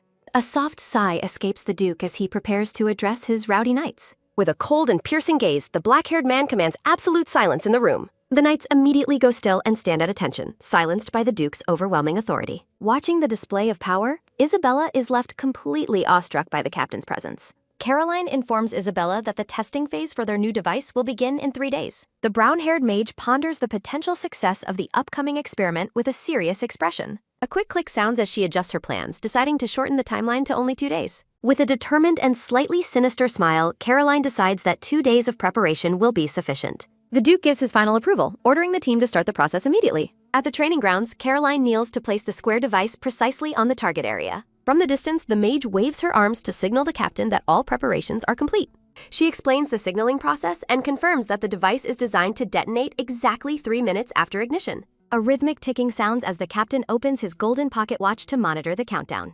Upon the command to begin, the fuse on top of the square container is successfully ignited. The black-haired man watches the ticking watch with a steady, focused gaze as the seconds pass. Isabella clasps her hands together and prays fervently for the invention to work as they planned. A sharp click sounds as the second hand on the pocket watch reaches the final mark. Isabella's eyes widen with excitement as she realizes the device is functioning perfectly. A massive explosion roars in the distance, sending debris into the air as the girl lets out a long sigh of relief. A giant smoking crater is left in the ground, and Isabella is amazed by the devastating power of their creation. A soft pat sounds as the Duke places his gloved hand on Isabella's head in a rare gesture of affection. The black-haired man looks down at the young girl with a gentle and genuine smile of approval. Isabella's face lights up with pure joy as she receives the unexpected praise. Back in her room, the girl rolls on her bed with a wide smile while hugging a stuffed duck. Narrative text notes that this is the very first time the Duke has ever praised another person. Isabella continues to roll around happily, unable to contain her excitement over the successful day. Hugging her toy tightly, she feels a deep sense of accomplishment for being a big help to the order. A quick tap sounds as she pokes the stuffed duck's beak, wondering what kind of reward she might receive. Isabella gazes at her toy with a thoughtful and happy expression as she drifts toward sleep. Isabella reflects on the luxury of having kind servants who don't ignore or torment her. A detailed look at open books filled with ancient and mysterious script. The young girl thinks about how greedy it would be to ask for more when she already has so much. Resting her head on her arms, the blonde girl stares ahead with a peaceful expression. She worries that her refusal might lead to Callahan holding on to the matter instead of letting it go. A soft puff of air escapes her as she admits her uncertainty to herself.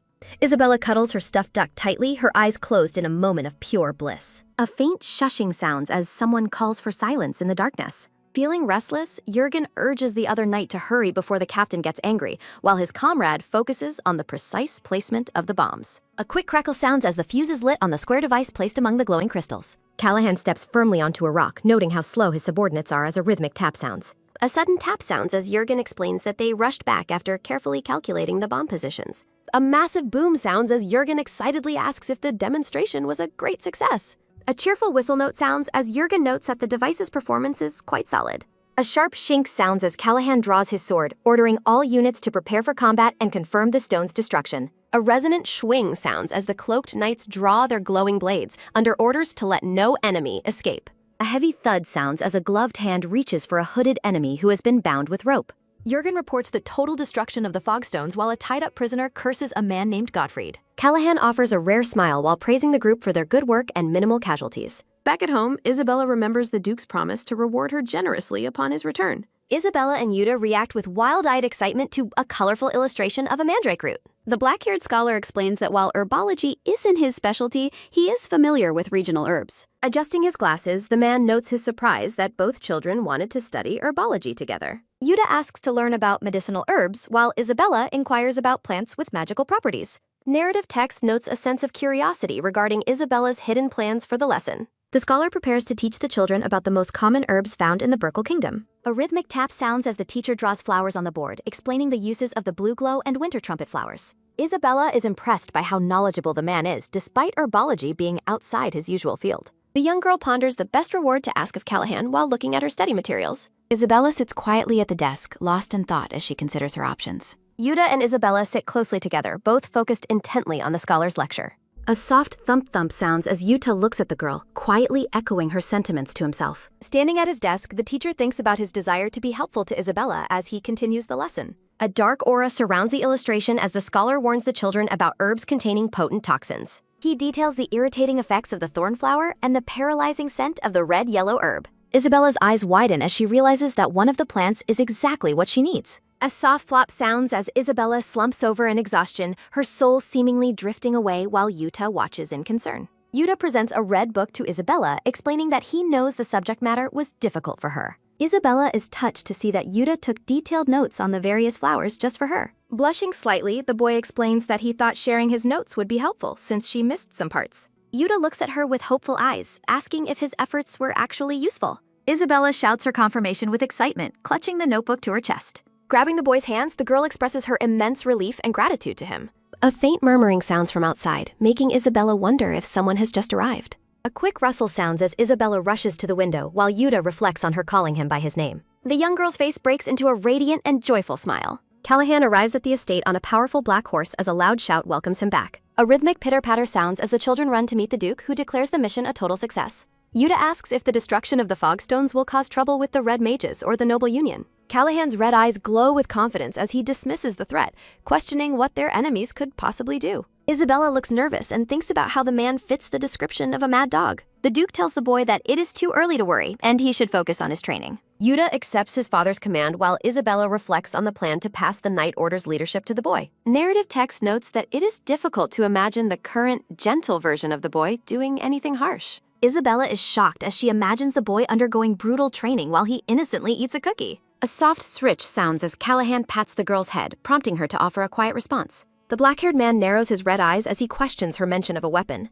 Isabella confirms his question with a bright and determined smile. The girl's voice rings out as she declares her intention to create the item herself. A series of loud caw-caw sounds echo as a bird flies over the three silent figures standing in the garden. A sudden crack sounds as Isabella frantically explains she isn't making anything dangerous, while Callahan watches with a terrifying expression. Callahan offers land or gold as a reward instead, causing Isabella to react with pure confusion.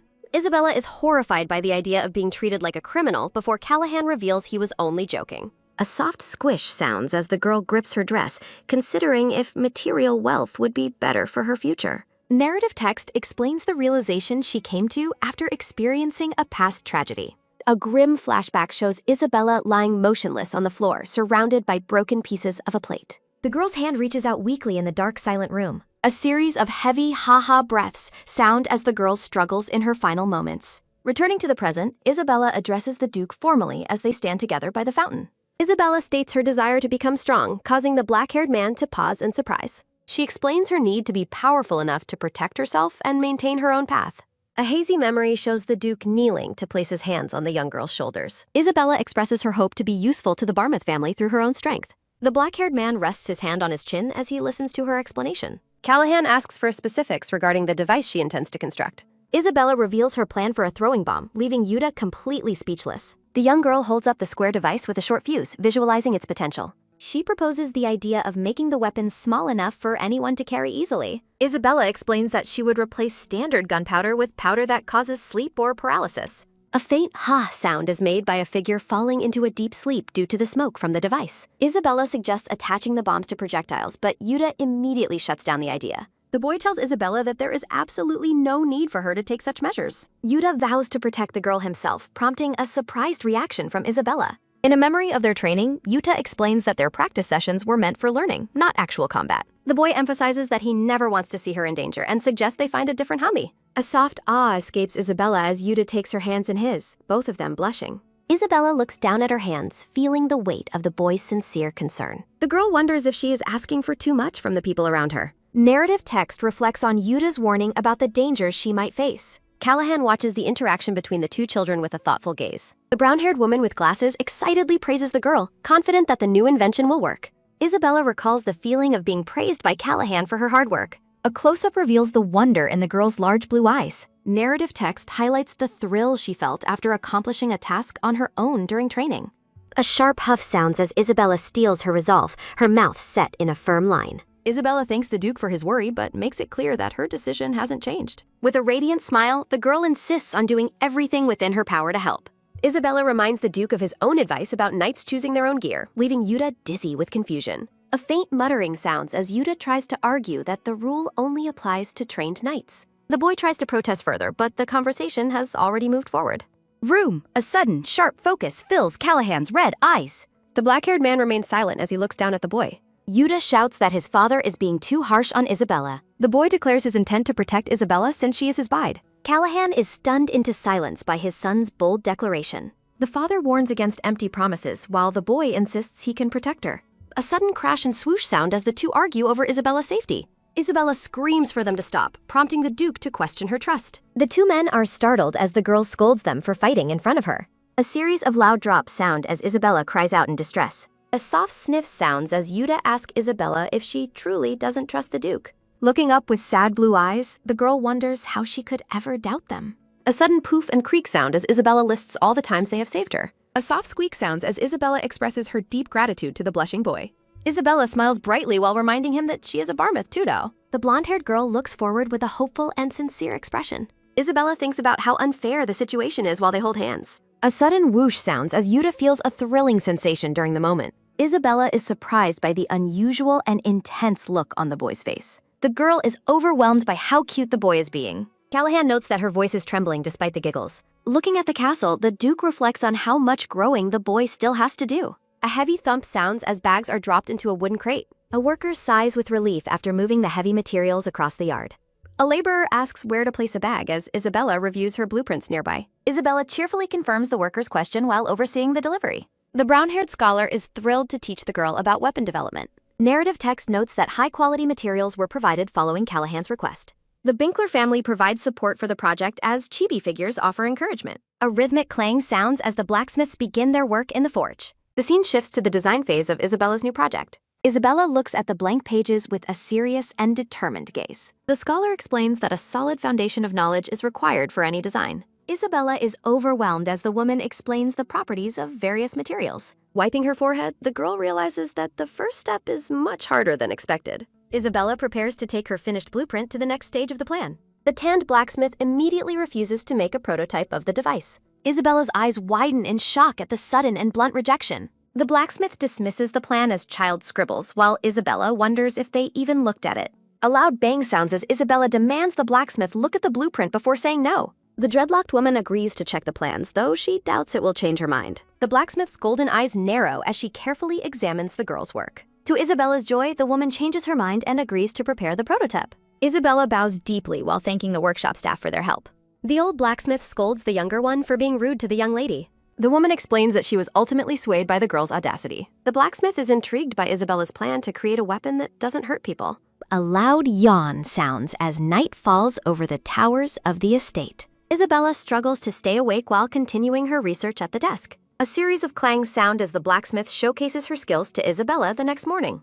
Isabella grinds ingredients while the dark-haired researcher suggests making the particles even smaller. A soft sigh sounds as the exhausted researcher watches the girl's progress. A heavy thud sounds as the researcher collapses face down from sheer exhaustion. After an accidental explosion, Yuta notes that they used far too much gunpowder. Isabella watches with wide-eyed admiration as the red-haired woman carves a wooden slingshot. Yuta observes from the shadows as Isabella finds her demanding research both tiring and exciting. The blonde girl celebrates with a radiant smile as her project is finally completed. Isabella proudly presents her latest invention, the Sleep Bomb Mark I. A series of quick, rhythmic taps sound as boots move across the training grounds. Isabella entrusts the new weapon to the Duke and asks him to handle it carefully. Callahan examines the device and concludes that a slingshot was an excellent choice. A sudden, sharp focus fills the black-haired man's intense red eyes. Callahan prepares to test the bomb's effectiveness against a wild boar in the arena. A sharp snap sounds as the Duke draws the slingshot back to full kenshin. Callahan aims the device at the target with a confident and knowing smirk. A swift whoosh sounds as the small red bomb is launched into the air. Thick smoke billows as the startled boar lets out a series of grunts. A soft groan sounds as the beast collapses onto the ground after inhaling the smoke.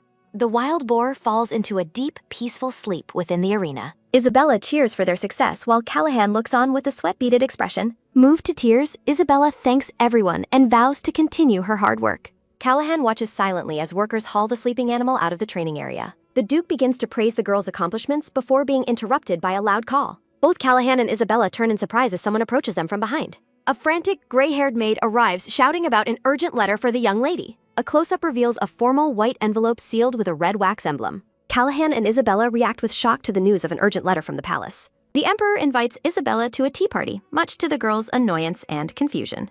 A curious hum sounds as the scene shifts toward the imperial palace. A soft chuckle sounds as the hidden figure anticipates the upcoming meeting. The white-haired emperor expresses his desire to see Isabella's reaction to the invitation. A sudden shout sounds as the Barmouth household erupts into a state of panic. Maids argue over Isabella's appearance as they scramble to prepare her for the event. A sharp tug sounds as a maid struggles with the girl's stubborn hair. Isabella reflects on her past life and realizes the emperor's true reasons for the summons. The girl views the tea party as a mere stage for the emperor to flaunt his generosity. Narrative text explains how the royal family uses such invitations to maintain their public image. Isabella views the gathering as a cage where she and Yuta are subjected to polite coercion. The girl laments her position, feeling like little more than an exhibit for others' amusement. Callahan notices her distress and offers her the choice to decline the invitation. The Duke stands tall and intimidating in his elegant formal attire. A cold and calculating focus fills the black-haired man's red eyes. Isabella resolves to attend the party to prove her success and silence any rumors. Callahan smirks and suggests that they use this opportunity to make their stance clear. The blonde girl is puzzled and asks exactly what the Duke intends to clarify. A heavy thud sounds as Callahan asserts his dominance by leaning into the frame. The Duke enters an intensely competitive mode that leaves Isabella feeling terrified. Isabella stares back with wide eyes, overwhelmed by the man's sudden change in energy. The room is left in a chaotic mess of dresses as the pair stands frozen in shock. Isabella sheepishly admits her total indecision regarding what outfit to wear for the party. Callahan snaps his fingers while ordering the maids to prepare Isabella's outfit, leaving the girl shocked by his sudden decisiveness. The scene shifts as warm sunlight bathes the high stone walls of a castle, adorned with a grand red banner. A sudden whoosh sounds as Isabella peeks from behind a stone pillar, while a man in formal attire walks through the hallway. A series of rhythmic taps sound as Isabella wonders about their destination before being startled by a loud, familiar call. A quick tap sounds as Isabella reacts with wide-eyed shock to someone's sudden and enthusiastic appearance. Sir Abraham arrives with an energetic leap and a boisterous shout, much to Isabella's utter confusion. A rhythmic step sounds as Callahan calls out to the knight with a chilling and intense focus in his red eyes. The blonde knight is comically frozen and spun through the air after Callahan forces him to stop his frantic approach. The knight greets the pair with a bow while Callahan watches the interaction with a clearly annoyed expression. The blonde-haired man looks on with a calm and unusually focused gaze. A soft ha-ha sounds as Abraham expresses how deeply moved he is by Isabella's upcoming social debut. A soft ha-ha sounds as Isabella reflected on how they have only met twice despite his intense emotional display. Isabella is struck by a sudden realization regarding the true reason for the captain's presence at the estate. A sudden sharp click sounds as a gloved hand turns a heavy key in a lock to open a secure door. Callahan looks back over his shoulder and announces his intent to grant Isabella access to the family's jewel vault. Peeking from behind the pillar, Isabella is filled with curiosity at the mention of the secret Barmouth vault. Isabella is blinded by a brilliant, shimmering light and gasps at the incredible treasures revealed before her. Sunlight glimmers off the magnificent white towers and golden spires of the grand imperial palace. Guests at the tea party exchange whispers and rumors about the emperor's secret motives for hosting the gathering. The massive white doors are thrown open as a herald announces the grand arrival of the Duke of Barmouth. A blonde noblewoman notes the timely arrival of the group with a look of genuine surprise. The woman blushes and laughs while admiring the newcomers as they enter the ballroom. A sudden gasp sounds as the guests marvel at how charming Isabella and Yuta look in their matching blue outfits. Isabella reluctantly admits that Callahan has excellent taste, while noting that even Yuta's attire matches her own. Isabella recalls how Magda and the maids were moved to tears of joy while praising her appearance during preparations. Isabella asks the black-haired boy if he is feeling unwell as they navigate the crowded palace event. A sudden rhythmic thump sounds as Yuta blushes and smiles warmly at a bashful Isabella. Isabella is overwhelmed by Yuta's cuteness after he boldly vows to protect her from everyone at the party. A tall figure approaches the group while noting the high levels of energy displayed by the children. The gray-haired emperor greets the group with a friendly wave and a warm, welcoming smile. Isabella offers a polite greeting, while the emperor expresses his delight at hearing about her recent achievements. A sudden ah sounds as the conversation turns toward the sensitive matter of a past lake incident. A sudden eek sounds as Callahan protests the topic while the emperor teases him for being overly nosy. The narrative notes that the current situation has become far more interesting following the emperor's comments. An intense, golden-eyed gaze narrows as someone closely observes the interaction between the emperor and the duke. Isabella's hands tremble as she wonders why the Emperor is choosing to bring up the past rejection now. A large white snake coils as the Emperor questions Isabella's true thoughts regarding the closed case. A heavy thump sounds as Isabella bows her head in a tense moment of silence under the Emperor's gaze. Isabella's mind races as she struggles to find a safe and appropriate way to answer the probing question. The Emperor's questioning intensity remains high as he waits for Isabella to break her silence. The blonde girl remains frozen in distress as the weight of the investigation topic hangs over her. The Emperor observes Isabella's reaction with a thoughtful and assessing expression, hand to his face. The Emperor acknowledges that his actions may have caused discomfort, but insists the truth was bound to be revealed. Isabella looks up with a resolute and determined expression as she finds the courage to speak. The Emperor is intrigued by the fire in the girl's eyes, realizing her resolve goes far beyond simple stubbornness. The Emperor suddenly notes the time and prepares to bring the meeting to a close. The gray-haired man bids them farewell while Isabella responds with a polite and respectful confirmation. Isabella sighs with deep relief after surviving the intense and unexpected encounter with the Emperor. Callahan praises Isabella's performance with a quiet word and a reassuring hand on her shoulder. Isabella looks up with concern, worrying that her presence might negatively affect the Emperor's opinion of the Duke. Callahan finds the girl's statement regarding his reputation to be quite unusual. The Duke reminds Isabella of her own words about wanting to live a righteous life. Isabella reacts with a look of wide-eyed and utter shock. Callahan reassures a nervous Isabella that the Emperor likely didn't share her fears while the gray-haired man laughs at the size of the crowd. A series of rhythmic claps sound as the Duke explains that since his poor relationship with Rosamund is well known, there was no reason to blame Isabella for Herbert's absence. Isabella seeks confirmation of his words while Callahan confidently affirms her realization. A soft ha-ha sounds as the Emperor cheerfully announces the official start of the tea party. Delicate pastries and tea await the imperial guests on ornate tiered trays. Young noblewomen from prestigious families gather to begin their social interactions. A purple-haired girl in a red dress arrives with a boisterous laugh, declaring herself the most outstanding guest present. Noblewomen whisper in admiration over Lady Oris's newly tailored and adorable dress. Oris beams with pride as she shows off her elaborate and ruffled red outfit. Oris thanks her peers while secretly gloating that her constant whining to her mother finally earned her the expensive outfit. Oris' dreams of being the star are interrupted by a sudden call for the arrival of Lady Schweitzen. Enraged, a fuming Oris wonders who would dare steal her spotlight. Guests swarm Isabella and praise her cuteness while a fuming Oris watches with gritted teeth from the sidelines. Oris's attention is caught by a sudden and familiar glimmer from Isabella's jewelry. A brilliant blue teardrop-shaped jewel rests elegantly on Isabella's chest. A sudden gasp sounds as Oris shrieks in disbelief at the sight of the fabled mermaid's tear. Isabella realizes that the sudden, intense interest in her is entirely due to the presence of the legendary jewel. Isabella recalls Callahan's plan to open the family's secret vault containing long-hidden treasures and evidence. A sudden gasp sounds as Isabella remembers selecting the tear of the mermaid because it appeared to be the least dangerous item in the vault. Narrative text explains the origin of the gem, formed from a mermaid's tear shed for an injured village child during Callahan's first mission. A mermaid carries a child through the depths, a legendary scene that sparked endless rumors and theft attempts among the nobility. A soft sigh sounds as Oris is moved to tears by the romantic history of the jewel, while Isabella reflects on her simple reasons for choosing it. Isabella fondly remembers finding the jewel cool because it represented a significant moment from Callahan's past. Oris expresses her intense envy that the Duke would allow Isabella to wear such a legendary and valuable piece. Isabella spots a solitary blonde-haired girl sitting alone in the corner of the room. The quiet girl with green eyes sips her tea in isolation, surrounded by floral decorations.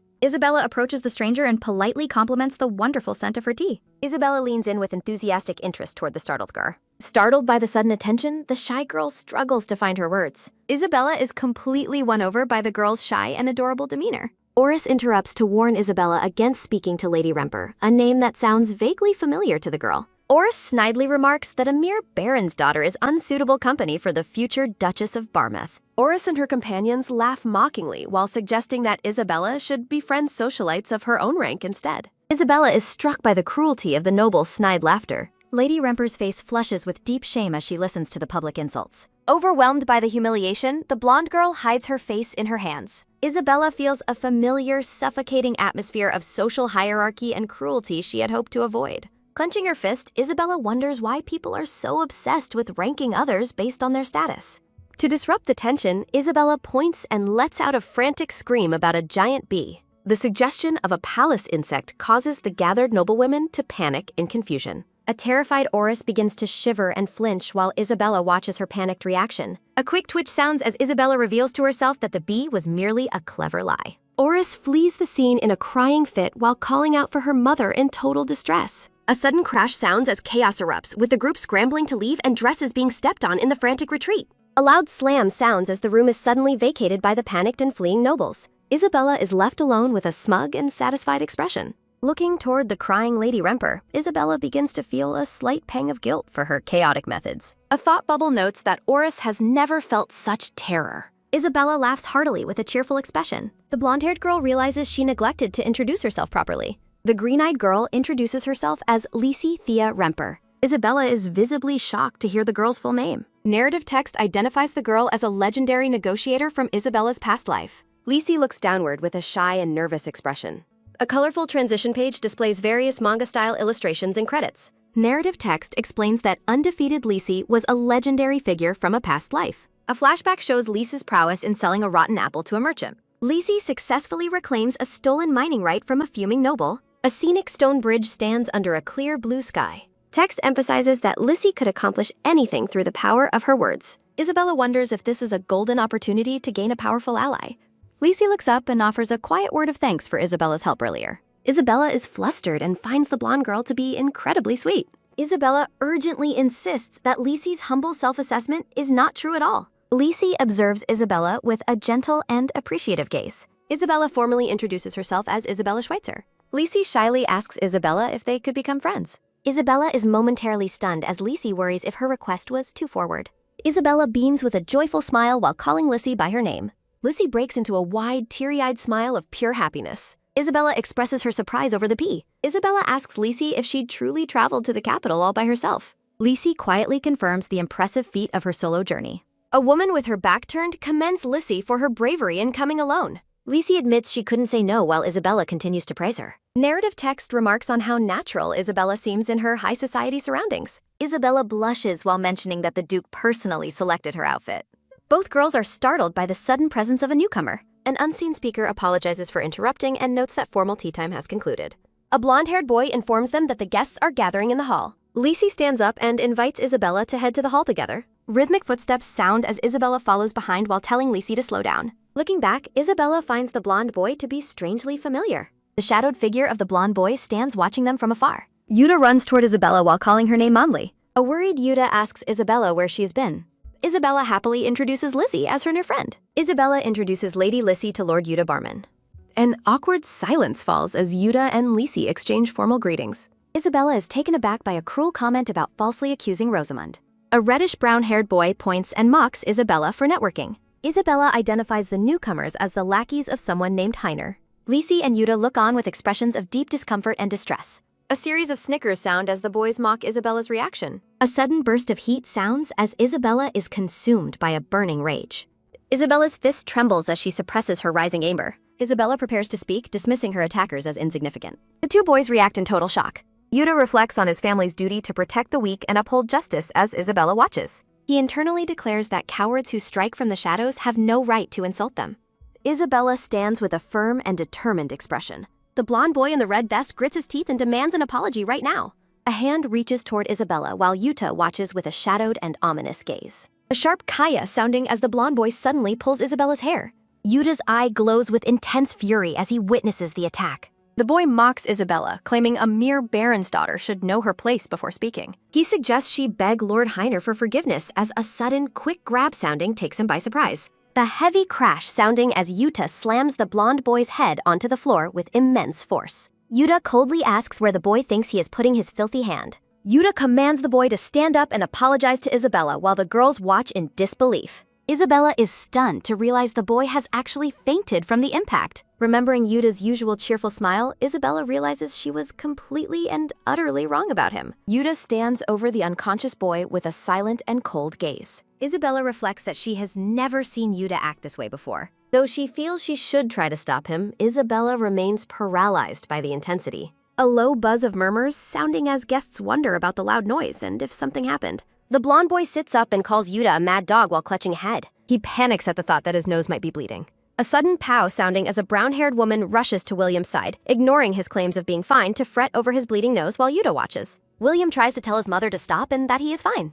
a heavy stomp sounding as the man demands to know who hit his son while Isabella pleads for help as Callahan approaches. William flinches in fear as he recognizes the formidable Duke Barmouth standing before him. Pointing an accusing finger, the woman claims Lord Barmouth committed an act of violence for no reason. She questions his actions at the palace and accuses the Barmouths of abusing their power. Murmurs continue about the shame of such behavior from a family meant to guard the empire. A loud exclamation rings out to deny the false claims. Lissy clenches her dress and trembles as she prepares to speak up. Lissy bravely states that Lord William was the first to be rude to Lady Isabella and that Yuta responded to his actions. Isabella is deeply touched by Rissy's support. A loud shout sounding as the brown-haired woman points at Lissy, demanding to know who she is to interfere when her son has been injured. Isabella steps forward to defend Lissy, calling the woman rude and asking if they all need a witness. A quick TMP sounding as the woman is startled by the arrival of a blonde-haired guest. The blonde-haired boy in the white suit smiles, stating his sense of duty as a gentleman prevents him from ignoring the situation. Isabella is shocked to identify him as Nathaniel Helbart from the family that manages the central bank. Isabella wonders why someone she barely knows is choosing to help them. A soft wink sounding as Nathaniel gestures toward the group. Isabella realizes Nathaniel is stepping in because he has taken an interest in Rissy. A cold, frozen sounding as the Emperor notes there were multiple witnesses, leaving the brown-haired woman paralyzed with fear as Callahan watches. A close-up reveals Callahan's intense and glowing red eye. Isabella looks on with a nervous and sweating expression. A chilling question asks which hand was responsible. A heavy thud sounding as Callahan towers over the boy, who flinches and asks for pardon. The voice asks which hand was used to ruin his daughter-in-law's hair like that. A terrified eek sounding as William and his mother tremble before the Duke's dark and looming presence. A soft hoo-hoo sounding as the Emperor puts a hand on Callahan's shoulder, suggesting they let this matter slide. The Emperor's gaze sharpens as he reminds Callahan of the reason the family was invited today. He concludes that it would not be a good look to make a scene, leaving Callahan in silent contemplation. Clapping his hands together, the Emperor notes the incident between the young lords and ladies, remarking that it brings him joy to see such hearty exchanges between the sprouts who will lead the Empire's future. As a rhythmic rattle sounding echoes from the moving carriage, both Yuta and Isabella sit in a state of stunned, shadowed silence. The carriage continues its journey with a steady, rhythmic rattle sounding. Blushing intensely while looking down, Yuta quietly acknowledges his father. Resting his chin on his hands, Callahan tells Yuta that he applauds him for standing up for Isabella. A hazy memory shows Yuta slamming the boy's head onto the floor, as Callahan notes that there was certainly a better way to handle the situation. Callahan continues, stating that while the Emperor was gracious enough to let it slide, he will not, and asks Yuta if he understands the consequences. Sitting stiffly in the carriage, Yuta solemnly confirms his understanding to his father. A sudden, dramatic do-done sounding highlights Isabella's comical shock as she internally screams that the punishment is far too long. Yuta leans in close to a startled Isabella with a face red from embarrassment. A sharp hup sounding escapes Isabella as Callahan tells her there is no need to try and comfort the boy. A soft, quick TK sounding occurs as a sweating and blushing Yuta remains silent while Isabella looks on with a nervous expression. With a final rattle sounding, the carriage arrives at the Grand Barmouth estate under a starry night sky as Callahan announces they are home. Rhythmic, tump-sounding footsteps lead the group inside where Harold, the butler, welcomes them back. Callahan sternly orders Harold to ensure Yuta does not leave the grounds for an entire month, leaving the butler in total shock. As Yuta breathes heavily with a blushing face, Callahan commands him to act accordingly while the boy thinks of Isabella's name. Isabella pauses in the hallway with a worried expression as a sudden stumble sounding draws her attention back to Yuta. Seen through the reflection of an eye, a sudden flop sounding marks the moment Yuta collapses. Harold is panicked and rushes toward the falling boy, while Isabella looks on with wide-eyed shock. Yuta falls to his knees and clutches Isabella's hands, while Harold and Isabella both cry out his name in alarm. Yuta's face is flushed with a high fever as he struggles to stay conscious. Under a bright full moon, the narrative describes the frantic efforts to help Yuta, calling for warm water and noting that everything possible has been done. In a dimly lit room, a man with a frustrated shake sounding, the man laments that Callahan has tightened security and that Isabella's engagement has become public knowledge. A hooded figure standing by the window tells the man to calm down, asking if he will let a little incident ruin his long-awaited plans. The hooded figure offers a sinister smile, suggesting that if they cannot have the girl, they should simply take away the rat grund instead. The man with the mustache is visibly shaken as the hooded figure asks him to share some of his fogstones. Under the night sky, the man hesitates about the fogstones, but the hooded figure insists they are not asking for much. Reaching out a gloved hand, the hooded figure declares that this is all for the sake of the one. A young dark-haired boy wanders through a dark void, wondering if he hears someone crying. He finds the shadowed figure of a man standing over a kneeling, weeping woman. A purple-haired woman sobs uncontrollably into her hands. Trembling as he tugs on the man's coat, the young boy asks his father why he is just standing there instead of helping his mother. A sudden, tight clench sounding occurs as the boy grips the fabric with all his might. A sharp sliding circ sounding follows as the boy continues to pull on the coat in desperation. The man suddenly vanishes into a shower of light, leaving the boy reaching out for his father in confusion. The boy turns his head, calling out for his mother as he is left alone in the darkness. The young boy stands devastated and weeping in the empty void. A soft teek sounding accompanies a comforting hand reaching out to pet the crying boy's head as he hears a voice call his name. Yuta wakes up in bed and is startled to find Isabella checking his forehead for a fever. Blushing, Isabella offers a sheepish explanation for her presence. Yuta stares up at her with a dazed and blushing expression. Leaning in close, Isabella asks Yuta if he is now scared of her. A sudden, loud, startled sounding rings out as Isabella frantically waves her hands, insisting she isn't scared of him at all. Narrative text notes that Yuta's father once taught him that those who cannot control their behavior are no better than animals. Looking out at the peaceful night, Isabella tells Yuta not to say such harsh things about himself. Isabella explains that he didn't act without reason and that she was actually relieved when he defended her. Yuta offers a quiet word of thanks, looking touched by her kindness. Isabella admits that while she was scared for a moment, she doesn't dislike him, causing Yuta to apologize while clutching his blanket. A sudden wave of goosebumps sounding overcomes Isabella as she remembers how he smiled after the violent fight, while a cheerful Yuta tries to explain his perspective. Yuta asks Isabella if he should cry or maintain a straight face during their next encounter. A playful boing sounding emphasizes Isabella's complete bewilderment at Yuta's strange line of questioning. Imagining Yuta as a pitiful, abandoned puppy, Isabella wonders if her moral guidance is leading them astray. Isabella feels that teaching the boy proper behavior is far more difficult than she initially expected. A quick poke sounding punctuates Isabella's lesson that strength should only be used to protect the weak. Isabella kindly advises Yuta to resolve conflicts without relying on physical force whenever it is possible. Isabella firmly concludes her moral lesson by declaring that violence is never the correct solution. Recalling their first meeting, Isabella promises to grow stronger so she can protect Yuta in return. Yuta tentatively reaches out, asking if Isabella will truly stay by his side forever. With a bright smile, Isabella makes a pinky promise to always remain with him despite any future challenges. Overwhelmed by Isabella's sincere promise, Yuta breaks into tears of relief as he clutches his blanket. A few days pass in the bustling capital as the scene shifts to a bright city street. Isabella turns around when she hears someone calling out to her from behind. Rissy rushes toward Isabella with an apology for being late to their meeting. Isabella reassures her friend, though she secretly feels guilty about using the outing for her own hidden agenda. Reflecting on a sealed letter, Isabella notes Nathaniel's claim of wanting to become closer to her and Yuta. Knowing Nathaniel's true goal is Rissy, Isabella decides to befriend him to secure her future inheritance. The dark-haired Duke Callahan suddenly asks what is taking Isabella so long to finish her conversation. A sudden, heavy noise sounding marks the surprise as Callahan towers over the girls, leaving Rissy in awe. A sudden clinch sounding occurs as Callahan stares intensely at Rissy, questioning her identity. A series of repeated movements accompanies Isabella as she frantically tries to usher the Duke away while apologizing to Rissy. A series of bows from a shopkeeper welcome the formidable Duke into his high-end boutique. Callahan sits with a powerful posture as Isabella reflects on his mad dog reputation while asking for dress-picking help. A sharp snap sounding and a quick foosh sounding underscore Callahan's orders for elegant, practical tea party attire. Isabella and Rissy try on their new dresses, which Callahan deems satisfactory with a simple nod. A rhythmic shk and chk sounding accompanies Callahan as he coolly points out numerous other dresses to purchase. A bright jingle sounding rings out as they leave, with Rissy amazed by the Duke's shopping efficiency. Callahan asks if anything else is needed as a carriage is filled with countless shopping boxes.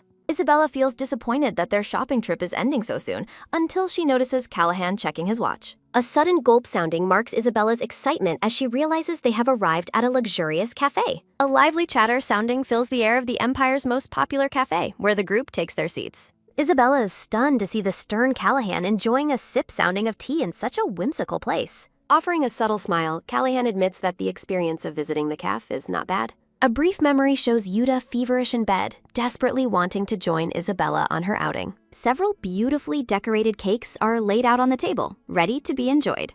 A blissful, melting-sounding sensation overcomes Isabella as she tastes the high-quality desserts. Callahan gently wipes Isabella's face with a napkin, advising her to chew slowly while Rissy watches with a smile. A soft smile sounding escapes Rissy as she observes the unexpectedly tender interaction between the Duke and Isabella. A sudden flush sounding overcomes Isabella as the Duke offers to hire the chef as their private employee. The day of the highly anticipated tea party finally arrives under a bright and clear sky. Isabella, Rissy, and Yuta arrive at the grand venue, looking sharp in their formal outfits. A soft wow sounding escapes Isabella as she marvels at the majestic setting of the event. Nathaniel and his family welcome their guests, warmly inviting them to make themselves comfortable. Narrative text details the Helbard family's prestigious history as owners of the empire's safest central bank. Isabella recalls her past life when Herbert unsuccessfully tried to force open her inheritance safe at the bank. She remembers how the bank officials strictly adhered to the contract, refusing entry until she became an adult. A loud bam sounding concludes the memory of the bank door being shut in her greedy relative's face.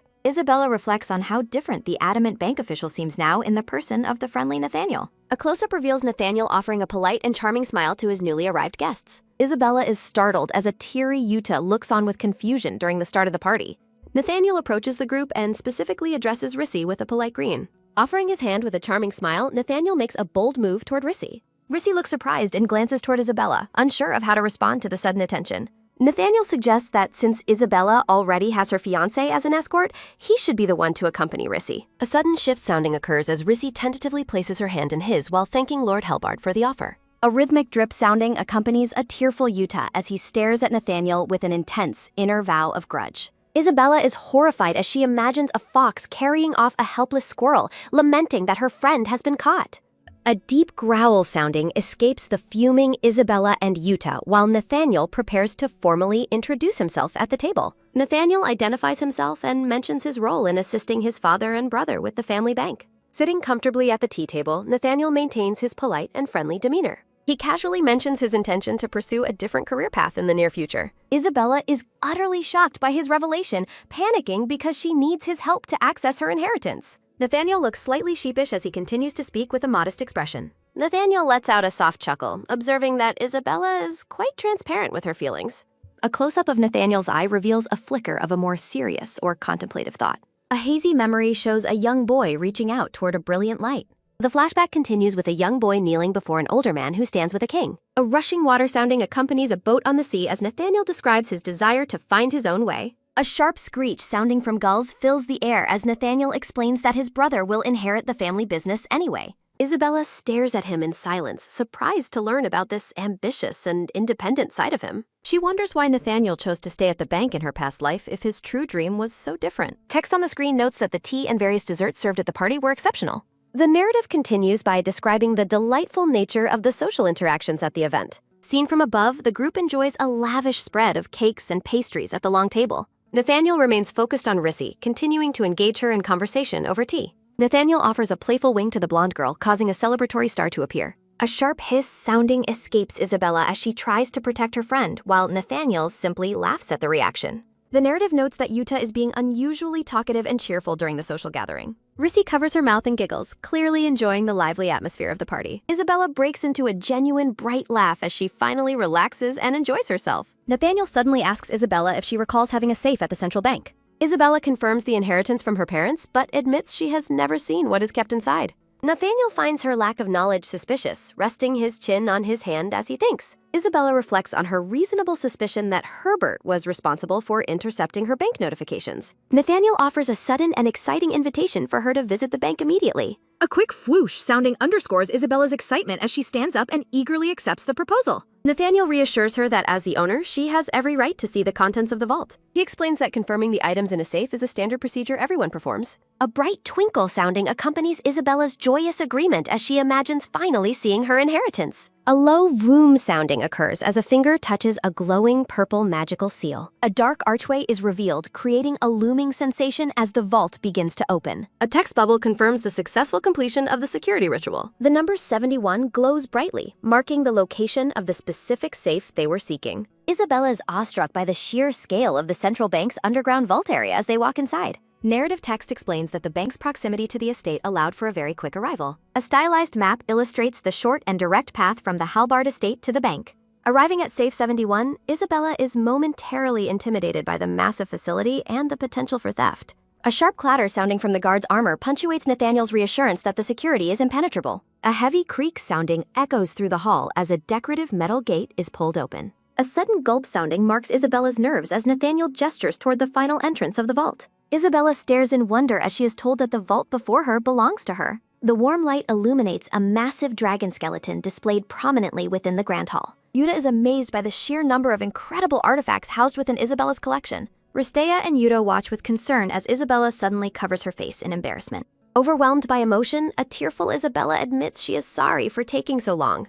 A warm memory surfaces of a loving couple caring for a young girl in pink. Schmidt-Kallman presents Isabella with a detailed list compiled by the librarian for her review. The blonde knight appears slightly uneasy while beginning to explain a particular item. Isabella forces a smile despite her face being comically swollen from her earlier emotional outburst. She focused her attention on the list, searching intently for any mention of the name Radgrund. A startling realization hits as the document identifies item number 353 as Radgrund's crown, listed as unidentified. Ristea and Yuta look on with wide-eyed curiosity at the mystery surrounding the artifact. Schmidt notes that Isabella seems to be looking for the specific crown mentioned in the records. He explains that since it lacked information, he researched the legendary history behind the crown. The scene transitions as a tale from a long time ago begins to unfold. A young, ambitious king is depicted receiving the golden crown as a gift from a conquered nation. Upon wearing the crown, the king gained eternal life but became eternally frozen in his throne. Yuta finds it hard to believe such a powerful treasure wouldn't be world famous if the legend were true. Schmidt explains that the gift was a curse as it did not grant a true life. The king entered a permanent vegetative state, attended by silent figures in white robes and masks. Isabella is horrified to learn that the king remained frozen without ever waking or aging. When a subject finally removed the crown, the king instantly aged and crumbled into death. The group shivers in the cold atmosphere of the museum while Schmidt clarifies that it's just a legend. A soft cirque sounding follows the appearance of mysterious dust as Schmidt offers to escort Risthea home. A sudden, heavy dun sounding underscores Isabella's shock as she realizes something is terribly wrong. She identifies a faint, shimmering trail on the wall as a distinct trace of dark magic. Isabella turns her head with a quick fwick sounding as she traces the origin of the magical dust. A bright flash marks the spot where she discovers the source of the dark energy. Nearby, a guard in a red uniform lets out a tired yawn, completely oblivious to the danger. With a forceful pow sounding, Isabella rushes past the startled guard to investigate further. She discovers strange purple glowing symbols and realizes she has seen this script once before. Isabella mumbles to herself, trying to decipher the letters while confirming a dark magician was present. The blonde-haired girl realizes that the intruder was specifically targeting the area in front of her safe. Yuta looks startled as he calls out to his lord while the girl prepares her report. Isabella decides they must head back home immediately to report her findings to the dupe. A loud bam sounding echoes as Isabella protests the unfairness of being ignored by Callahan. A series of rhythmic bam sounding punctuates Callahan's busy work as he tells Isabella he cannot speak now. He dismisses her with a swift schwook sounding, promising they can discuss things at a later time. A sharp tick sounding marks Isabella placing a jar on his desk, insisting this matter is different. Inside the glass jar, a concentrated cloud of purple dark dust swirls ominously. Isabella recalls seeing a man named Herbert writing those same magical letters in her previous life. She clenches her fist nervously, unsure of how to explain the source of her knowledge to him. Isabella is taken aback by a sudden realization as she looks toward the desk. She is stunned that Callaghan is already examining a sample of the dark trace himself. Callahan looks at her calmly, explaining that he has spent many years actively fighting dark magicians. A light tap sounding follows as Callahan touches the jar and asks for the exact location where she found it.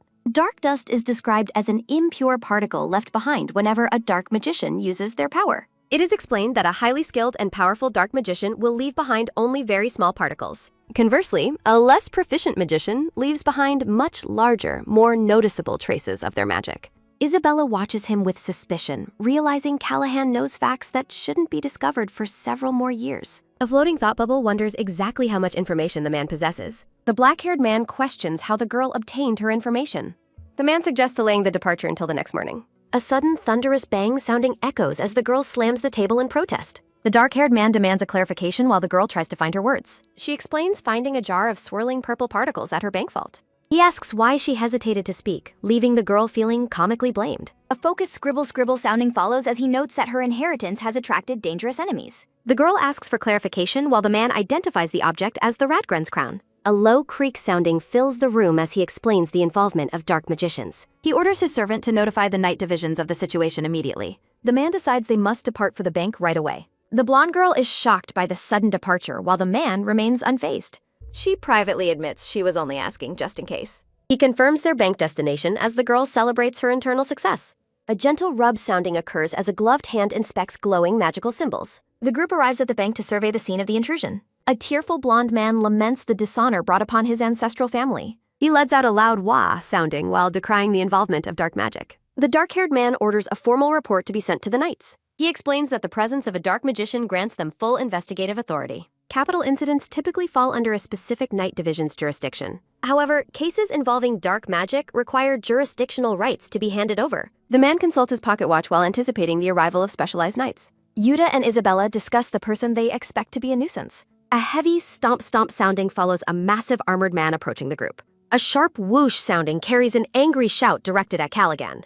Both children are visibly startled by the sudden, booming noise. A quick huff-huff sounding marks the arrival of the exhausted, gray-haired man. Isabella identifies the newcomer as the person she was just discussing. The gray-haired man is revealed as Freddie Akeem, the chief of a night division. Akeem angrily questions the document he received while Callaghan calmly calls it cooperation. A loud pow sounding occurs as Akeem slaps the letter in frustration. Earlier, a guard had interrupted Akeem with news of the bank intrusion. Akeem reflects on his division's jurisdiction over the bank property.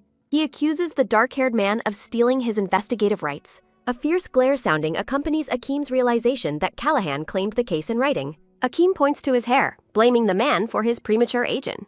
A flashback reveals that Akeem once possessed healthy black hair. A sudden grab, Akeem seizing his rival's collar to demand certainty. The black-haired man maintains his calm while asserting his confidence in the lead. He insists that the discovery of dark magic traces solidifies his jurisdiction. Isabella pleads for peace while the chief argues that no actual intrusion has happened. A light roll sounding captures a glowing blue crystal moving across the floor. The arguing men are suddenly silenced by a mutual sense of alarm. A powerful whoosh-sounding explosion of purple energy erupts in the hallway. A wet squirm sounding follows the appearance of shadowy monsters as the man explains they are magical residues, ordering the night chief to protect the young boy while the creatures insult the group's presence. A cry of total confusion echoes through the room as everyone struggles to understand the chaotic events. A final portrait shows the dark-haired man standing beside the blonde girl. Isabella asks Callaghan about the blue squirmandess. Blue, shadowy creatures squirm on the floor. The blonde girl realizes this is dark magic. Callaghan asks if Isabella is scared, and she tearfully apologizes. A sudden energy burst sounding occurs in the room. He tells her to remember this fear so she won't be scared when facing them again, advising her to run or fight next time. Yuta looks on with a shocked expression. Callaghan orders the group into battle, provoking Akeem's angry retort that he isn't his superior. The blue shadows continue their eerie squirming. A powerful whoosh-sounding explosion of light erupts. Energy ripples outward across the tiled floor. Yuta braces himself with a determined look. Someone realizes the intruders are targeting the child first. Akeem shouts in defiance while slashing a monster. A glowing strike cuts through a blue creature. Callaghan protectively holds Isabella while drawing his sword. He explains these monsters are distractions, which the night chief acknowledges. Two cloaked intruders run toward the safe. Callaghan tells Isabella to wait while he protects the safe. The shadowy blue monsters surround the area. Callaghan reassures the girl as someone calls after her. Belle arrives with a loud boom sounding, despite Akeem's protest to be quiet. The black-haired man prepares to head off alone. A sudden grab sounding marks a hand catching his tilp. Isabella begs to be taken along with him. The knights warn her that it will be too dangerous. Isabella insists she is safest by the man's side and won't be any safer staying behind. Callaghan pauses to consider the girl's request. He remains silent for a brief moment. He relents and tells her she leaves him no choice but to come along. He carries her while noting her gutsy nature, hoping she won't regret her choice. Isabella smiles and promises not to regret her choice. The man confirms his resolve with a quiet smile. Rapid footsteps echo through the stone hallway. They rush through the dark corridor together. Callaghan stops suddenly as a mysterious shadow appears. Isabella asks what the strange figure is. He explains that dark magicians abduct citizens as tribute. Those who were taken are exposed to dark fog. They lose their vitality and become filled with fog. A pale puppet stumbles forward, having lost all self-control. The puppet's face is hollow with black eyes. Isabella is overcome by intense goosebumps and fear. She panics and grabs Callaghan, who notes she is choking him. He explains it is trickier to fight these puppets than simple residue. The blonde girl asks if it's because they are people. The black-haired man flatly denies her assumption. He explains they are dangerous because they wield dark fog. A heavy whoosh-sounding blast of dark energy is fired. A quick hup sounding follows as they dodge the attack. Callaghan holds Isabella protectively as a surge of dark magical energy erupts. The black-haired man kicks away a pale, featureless humanoid puppet. Callaghan's gloved hand firmly grips the hilt of a sword. A sharp schluck sounding accompanies Callaghan as he stabs the puppet through its chest. Callaghan stares down with a somber and focused expression. He offers an apology, noting this was the only way to help. A sudden flop sounding marks the creature falling as Callaghan tells it to rest in peace. Isabella realizes the person they just faced was likely once an ordinary human. Callaghan warns that dark magicians can create many such puppets every day. A soft shaw sounding follows as the remains of the puppet turn into dust. A firm clench sounding underscores Isabella's anger at the magician's lack of guilt. Isabella worries that she has become a burden to Callaghan. The young girl admits that the current situation is very scary. A sudden schluck sounding occurs as a bright blue magical slash cuts through the air. Rissy demands that a reviving slime creature stop returning as a boy notes they need to find its creator. A knight urges the group to hold the fort while Yuta regrets letting Isabella go alone. A close-up reveals Yuta's serious and determined gaze. Yuta looks toward the distance while praying for Isabella's safety. Callahan and Isabella manage to catch up to a group of cloaked figures. Isabella observes the group and notes that they appear to be arguing. Two cloaked intruders discuss stealing valuable items from within the safe. The lead figure orders the group to move on while their puppets distract the guards. A cloaked man reacts with a look of pure, stuttering shock. A white-haired figure mocks the dark magicians for being unintelligent and easy to track. He scolds them for leaving traces that give away their location. The dark magicians are angered by the insult and tell their ally to watch his tongue. The figure reveals that Callahan is already nearby in the building. He mocks the mere humans while praising his own power over the dark fog. A quick sounding accompanies the figure using magic against his pleading allies. Callahan's red eye watches the internal conflict from a hidden vantage point. A sudden swoosh sounding marks the figure preparing a powerful dark orb.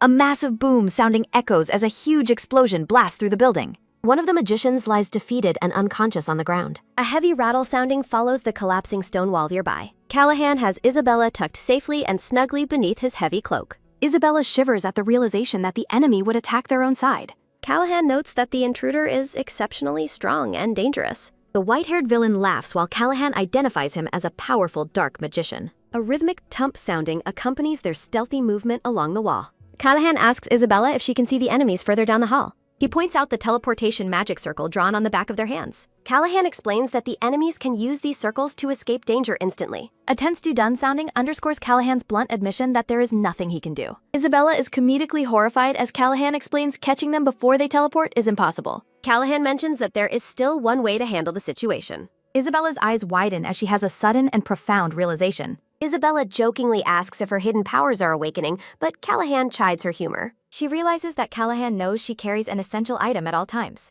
A sharp click sounding marks the opening of a chest filled with valuables. A loud bam sounding punctuates Callahan's warning that they only have 5 minutes. The silver-haired boy in the purple hood searches frantically through a vault filled with various hats, unable to locate the crown he was sent to retrieve. He doesn't even know how the crown looks like.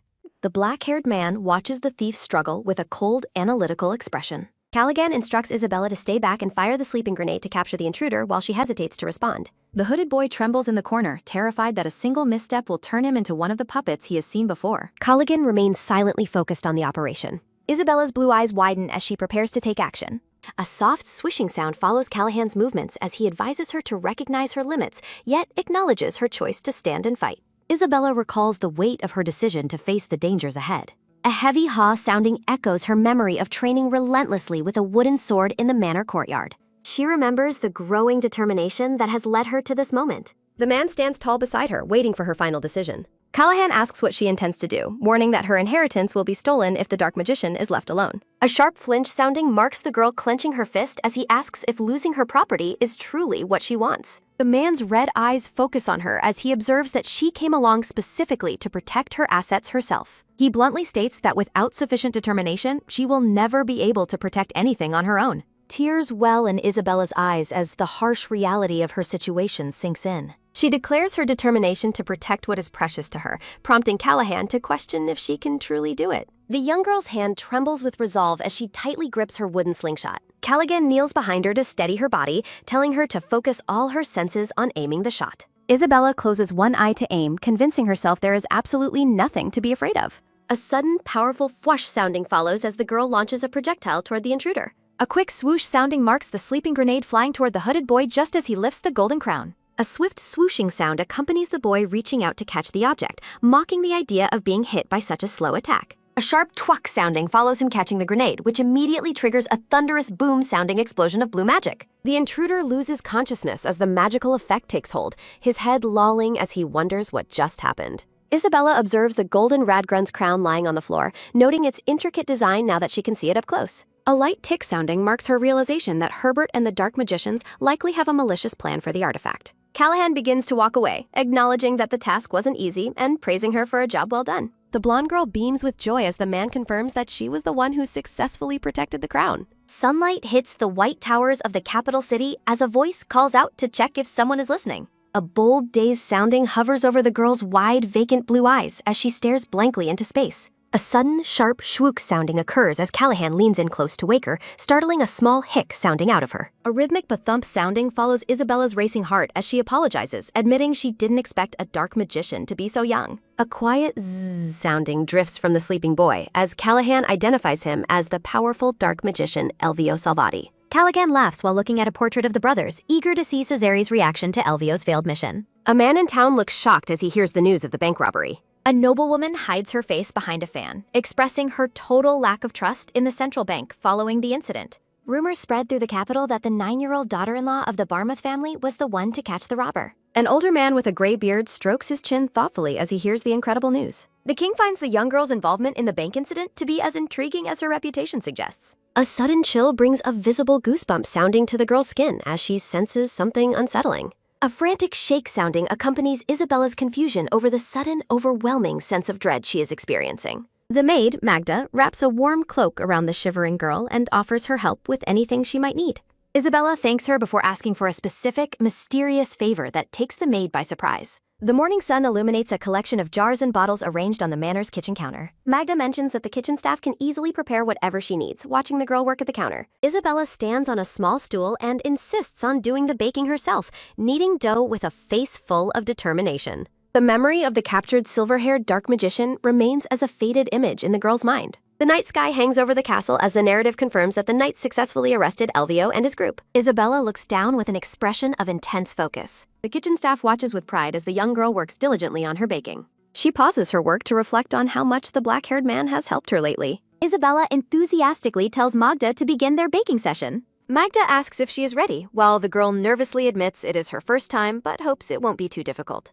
Isabella reminds herself that she is being helped by a master of all household chores. She envisions the head maid as a magical weapon for the family, sparking her excitement. Magda prepares to start as the girl thinks the maid will be a much kinder instructor than Callaghan. An intense man lets out a sudden humph-sounding shout as he takes over the lesson. He barks out rapid-fire baking instructions, leaving the girl shocked as he declares that the weak won't survive their household. Isabella's eyes fill with determination as she vows to give the task her best effort. She begins melting the butter while the head maid watches her progress with a smile. The young girl remains nervous but focused as she continues her work. Magda watches her, reflecting on how much the girl has grown since they first met. A memory shows the maid holding the young girl's hands, marveling at her growth. Isabella pulls a tray from the oven and asks the maid for her opinion on the result.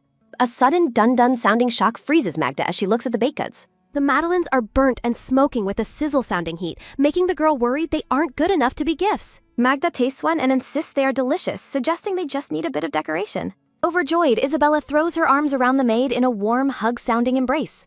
Beaming with a radiant smile, the girl prepares to deliver her gift-wrapped boxes. She presents the treats to various members of the household staff. The knights are delighted to receive their gifts from the young lady. Isabella gives gifts to her family and Yuta, explaining she wants to thank everyone who has supported her. Callahan looks at his gift as the girl humbly hopes he will enjoy the treats despite their imperfections. She expresses her sincere gratitude to everyone while acknowledging Magda's help in making the gifts. Isabella notices Yuta looking distressed and wonders what could be bothering him. The boy is overcome with tears as he asks if he ended up scaring her. Callahan watches the scene, wondering if the bank incident or his harsh training caused her distress. The man asks what made her decide to leave and promises to try and make amends. Isabella is struck with total confusion by the dramatic conclusion they have reached. A strange creature stands by a river as the narrative explains there was a slight misunderstanding. The blonde girl bursts into joyful laughter, her confusion turning to amusement. She laughs and asks why she would ever leave, while the boys look on in shock and relief. The gifts are revealed to be madeleines decorated with charming, simple faces. A messenger bird makes a quiet coo-sounding noise as it arrives at a window.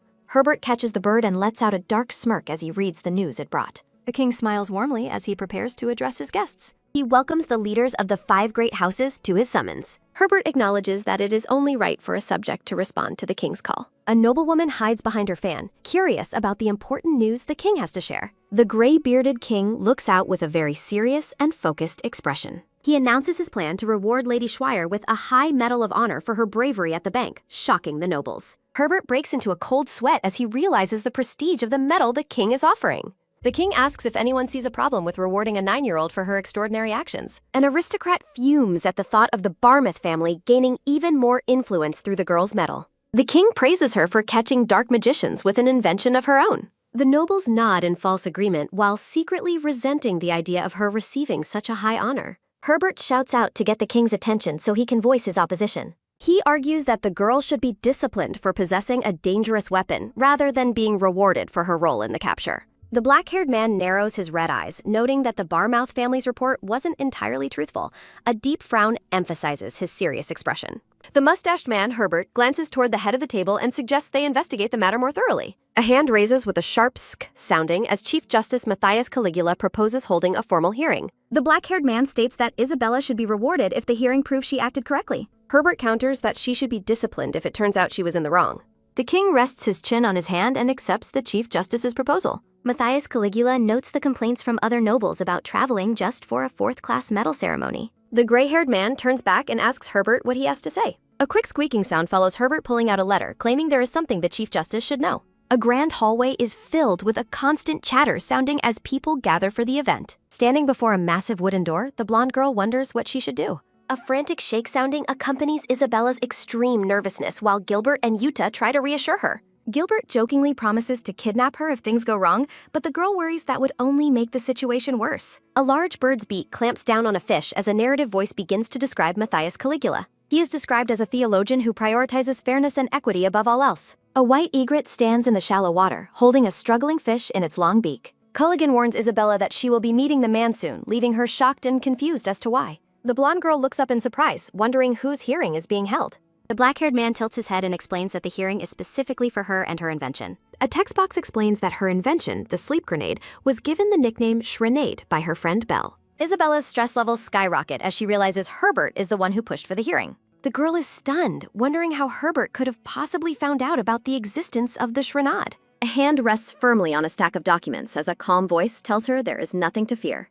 A powerful whoosh-sounding energy radiates from Callahan as he darkly promises to make Herbert understand the consequences of his challenge. A sudden, sharp flash sounding and a loud knock-knock sounding on the door startled the wide-eyed girl. Gilbert informs Isabella that the hearing is ready for her, while Yuta wishes her good luck. A rhythmic tat-tat-tat sounding follows the girl's footsteps as she heads toward the courtroom. Yuta watches her leave, asking Gilbert if they can really expect her to be okay given how nervous she looked. Gilbert smiles confidently and says they have to trust her because there is nothing else they can do. Yuta nods in agreement, deciding to sit tight and wait for the girl's return. A thunderous whack-whack sounding gavel strike echoes through the large courtroom. A heavy silent sounding falls over the room as Isabella stands before the high bench. An official announces that the proceedings are about to commence. Herbert and Callahan look on as the hearing for Miss Isabella Schweier officially begins. A deep dun sounding emphasizes the serious, focused expression of the Chief Justice. Isabella takes a deep, who-sounding breath to steady herself before enthusiastically declaring her readiness.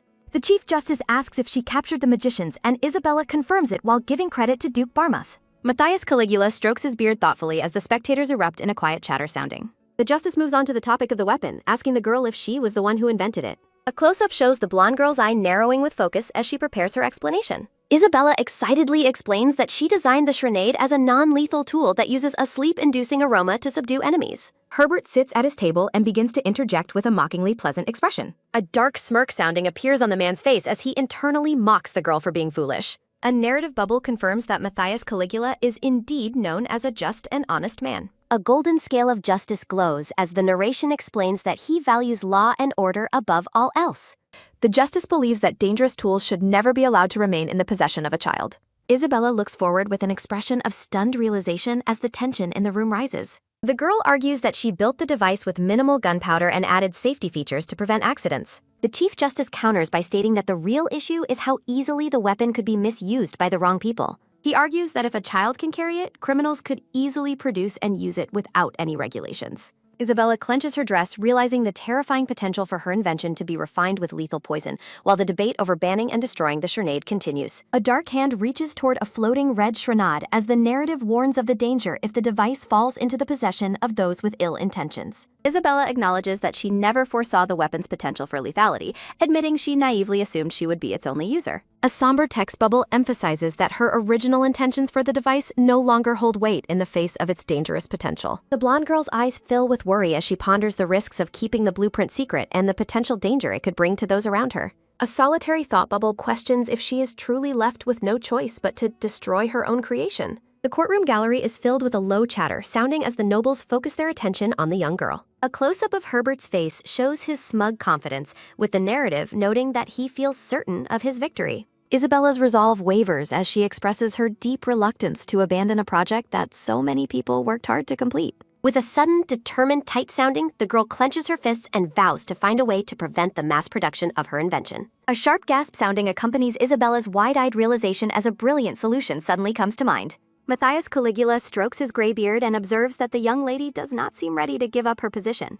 A bead of sweat rolls down the girl's face as she prepares to deliver her unexpected counterargument. Isabella enthusiastically proposes utilizing the Empire's patent system to legally restrict the production and distribution of the Shrenade. Herbert watches with a skeptical expression as the girl explains that imperial law could keep the weapons technology from becoming public. A thunderous bang-sounding gavel strike punctuates Herbert's angry shout that the patent system is not intended for toys. Red-faced with rage, the mustached man argues that the black market cannot be regulated and demands the immediate confiscation of the device. A close-up focus on Herbert's narrowed eye reveals his intense malice and frustration with the girl's clever maneuvering. Herbert points his cane toward Callahan, questioning his competence as a guardian for allowing a child to deploy weapons in battle. A flurry of whisper-sounding fills the room as nobles gossip about the Duke's decision to involve his young daughter-in-law in such dangerous affairs. The Chief Justice reminds Isabella that her presence in the Barmouth household is due to royal mercy, making the Duke responsible for her actions. Confusion flashes across Isabella's face as she wonders why the hearing has suddenly shifted into an attack on her family and guardianship. Matthias Caligula mutters thoughtfully, even considering if he should request the king to find a different marriage prospect for the girl. The justice orders Herbert to stay on topic, but the mustached man lets out a dark smirk, sounding convinced he has finally cornered Callahan. A red-tinted bubble questions if the legal standing would change if Isabella were considered something more than an ordinary child. Herbert's face contorts with shock as the conversation takes a turn he clearly did not anticipate. Standing tall, the black-haired man asks the court if the situation would be different if Isabella held a formal military rank. Herbert dismisses the suggestion as utter nonsense, but Callahan remains calm as he prepares to reveal his hidden card. Callahan stuns the room by declaring that Isabella is actually a knight in training, leaving the girl with a comically wide-mouthed expression of shock. With a quick flap sounding, the man holds up a registration document featuring the girl's photo, causing a wave of disbelief to wash over the courtroom. Isabella panics internally as she realizes the man used her engagement photo for the knight registration and that the Emperor has already approved it. Herbert rages against the validity of the document, pointing his finger and shouting that there has never been a knight as young as 9. The gallery erupts in a curious chatter sounding about the unprecedented situation, while Callahan coolly replies that every tradition has a beginning. A succession of loud, whack-sounding gavel strikes demands immediate order and silence from the gathered nobles. Matthias Caligula stands before the high bench and announces that he has heard sufficient evidence to reach a final verdict. Isabella takes a nervous gulp, sounding as the justice acknowledges the inherent danger of the weapon and her young age. To Herbert's growing dismay, the Chief Justice agrees that the patent system could provide a viable way to regulate the device's usage. A close-up focus on the justice's face underscores the gravity of the decision he is about to deliver. Herbert slams his hands onto the desk in a frantic what sounding as he realizes his attempt to seize the girl's invention is failing. Isabella looks up with wide, hopeful eyes as the Chief Justice praises her bravery and her role in protecting the Empire from dark magicians. Matthias Caligula formally announces that Isabella Schweier will be honored with a 4th-class Medal of Honor for her extraordinary service. A simple text box marks the successful conclusion of the formal hearing and the girl's victory. The heavy courtroom doors swing open with a powerful whoosh sounding as the participants begin to depart. Fuming with rage, Herbert stomps away through the palace halls with a rhythmic limp sounding as he curses his failure. The mustached man grinds his teeth in anger, blaming Callahan for once again interfering with his plans for the girl. Herbert rages against the Chief Justice, unable to believe that a man of his standing fell for what he considers a childish trick. A vision of the justice's earlier agreement with the noble's concerns appears, highlighting how effectively the girl managed to sway his opinion. Matthias Caligula watches Herbert's retreat, privately mocking the man's foolishness and asserting his own complete independence. Narrowing his eyes, the justice reflects that his only interest is identifying and monitoring those who might become a threat to the Empire. Outside the courtroom, Isabella lets out a loud wail about how terrifying the experience was, while Gilbert and Yuta look on in stunned confusion at her sudden outburst. Gilbert praises Isabella for her performance and offers to help her clean up, while the girl expresses how overwhelming the Duke and the atmosphere were. A quiet night falls over the grand mansion of the Gottfried family. Deep in a cell at the end of the mansion, a silver-haired boy sits alone as a rat scuttles by with a quick shh sounding. A close-up shows the white rat letting out a sharp squeak sounding. A voice calls out to the boy, identifying him as Elvio. The silver-haired boy looks up in recognition, identifying the visitor as Cesare. Cesare promises to rescue Elvio soon, acknowledging the hardships the boy has faced. The rat curiously tilts its head as it listens to the promise of escape. Elvio jumps up in a sudden rage, startled by the rat's eek sounding as he vows to kill the Gottfrieds. The boy rants about his treatment in the dungeon, complaining that they feed him 3 times a day and punish him with tickling. Elvio bellows his status as a great dark magician, while Cesare is simply relieved to see the boy has so much energy. The silver-haired boy focuses his hatred on the blonde girl, blaming her for his capture. Grinding his teeth, Elvio vows to find her and tear her apart. Cesare reveals the girl's identity, confirming that she is the daughter of their enemies. The boy repeats his murderous oath as Cesare urges him to focus on escaping first. The long-haired man in white offers his hand to the boy sitting on the straw-covered floor. Elvio takes his brother's hand, revealing a dark magical mark on Cesare's glove. The scene shifts to the bright courtyard where Callahan addresses a large gathering of knights. A knight with glasses observes that the proceedings are moving faster than he had anticipated. Callahan formally announces his intention to appoint Isabella as a knight in training, sparking a wave of enthusiastic cheers. The knights are frozen in silence as the Duke challenges anyone to object to his decision. Isabella takes a nervous gulp, sounding as she wonders if such an appointment is truly allowed. A red-haired knight gives the girl a powerful hug, welcoming her as a cute addition to their ranks. Another knight scolds the woman for being too intimidating toward the young girl. Eric and his companion offer their warm congratulations and promise to answer any questions the girl might have. A brown-haired woman with glasses expresses her hope that Isabella's arrival will put an end to her long nights of work. Isabella laughs bashfully, feeling overwhelmed by all the flattery from the knights. A sudden, heavy flop-sounding echoes as a knight collapses on the floor. Sir Abraham falls to his knees in tears, leaving Isabella in a state of confused shock. The blonde knight lets out a loud wah-sounding cry of pure elemption. A festive banner welcomes Isabella as the MVP, while a knight celebrates with pom-poms and a celebratory cheer. Isabella smiles brightly and vows to live up to the prestige of the Barmouth name. The knights gather around, thinking to themselves how precious and cute their new recruit is. A close-up focus reveals the intense determination and clarity in the girl's blue eyes. Isabella notices Yuta standing nearby and wonders what he is thinking. A concerned thought bubble suggests she believes the boy is unhappy about her joining the order. To her surprise, Yuta gives her a warm smile and offers his sincere congratulations. The boy runs off to fetch the uniform they prepared for her, a task that Gilbert finds to be a good idea. Callaghan watches the boy's departure with a quiet, contemplative expression. The Duke pats Yuta's head and thanks him for his help, while Isabella watches from the background. The blonde girl watches as Yuta disappears into the distance. Callaghan speaks the girl's full name, preparing to finalize the ceremony. He asks if she pledges to be the sword of the Empire, and she delivers her resolute confirmation. Kneeling before the Duke's sword, Isabella accepts the weight of her new responsibility. The domestic staff and Yuta watch from the sidelines, their faces filled with pride for the young girl. Callahan demands a pledge to protect the weak and uphold justice as a knight. Isabella stays focused and calm as the golden hilt of the sword rests before her. A close-up shows the girl delivering her final answer with unwavering conviction. The Duke formally declares her a knight in training of the Gottfried Order to a thunderous roar of approval. A group of knights rushes toward the girl with a fast-paced taka-taka-taka sounding as she looks on in surprise. The knights begin a rhythmic shout. Isabella is tossed into the air. A medal honors her extraordinary bravery. The Emperor officially awards her. Isabella proudly recounts her royal award. A rhythmic clap sounding fills the air. Callahan and Yuta join the applause. The girl stands dazed and decorated. A woman reads the newspaper happily. Gilbert reads about the factory opening. A boy ponders the news's impact. A photo captures the historic moment. A festive cheers sounding rings out. A triumphant yeah sounding echoes throughout. Distant yeah sounding cheers color. She remembers her former lonely death. Her new family brings her joy. Fear of the past still lingers. She vows to stand her ground. Callahan stands proudly with the boy. A quiet evening blankets the mansion. A heavy thwomp-sounding marksman. A sudden presence startles the girl. Callaghan calls the blonde girl's name, prompting her to address him as her grace, but the black-haired man notes that while he knows she must be tired, he needs to talk for a moment. Silence fills the dimly lit room. Amidst the quiet, the blonde girl wonders internally why the man isn't saying anything. Her internal anxiety begins to spike. Callaghan prepares to ask the question. The black-haired man prefaces his remark by calling it a rather odd question, causing the blonde girl to react in confusion and ask what he means. Callahan looks down and mentions that at first he felt a certain way. Shock washes over the young girl. The black-haired man reflects that at times, the blonde girl seemed to know things as if she had already lived through them. Dread fills her wide-eyed expression. Pointing toward a jar of essence, the black-haired man points out that she knew about the dark trace despite having never met a dark magician before. The man notes that her insight and intelligence are way beyond her age, concluding that it is almost peculiar. Looking directly at her, the black-haired man asks the blonde girl who she just is.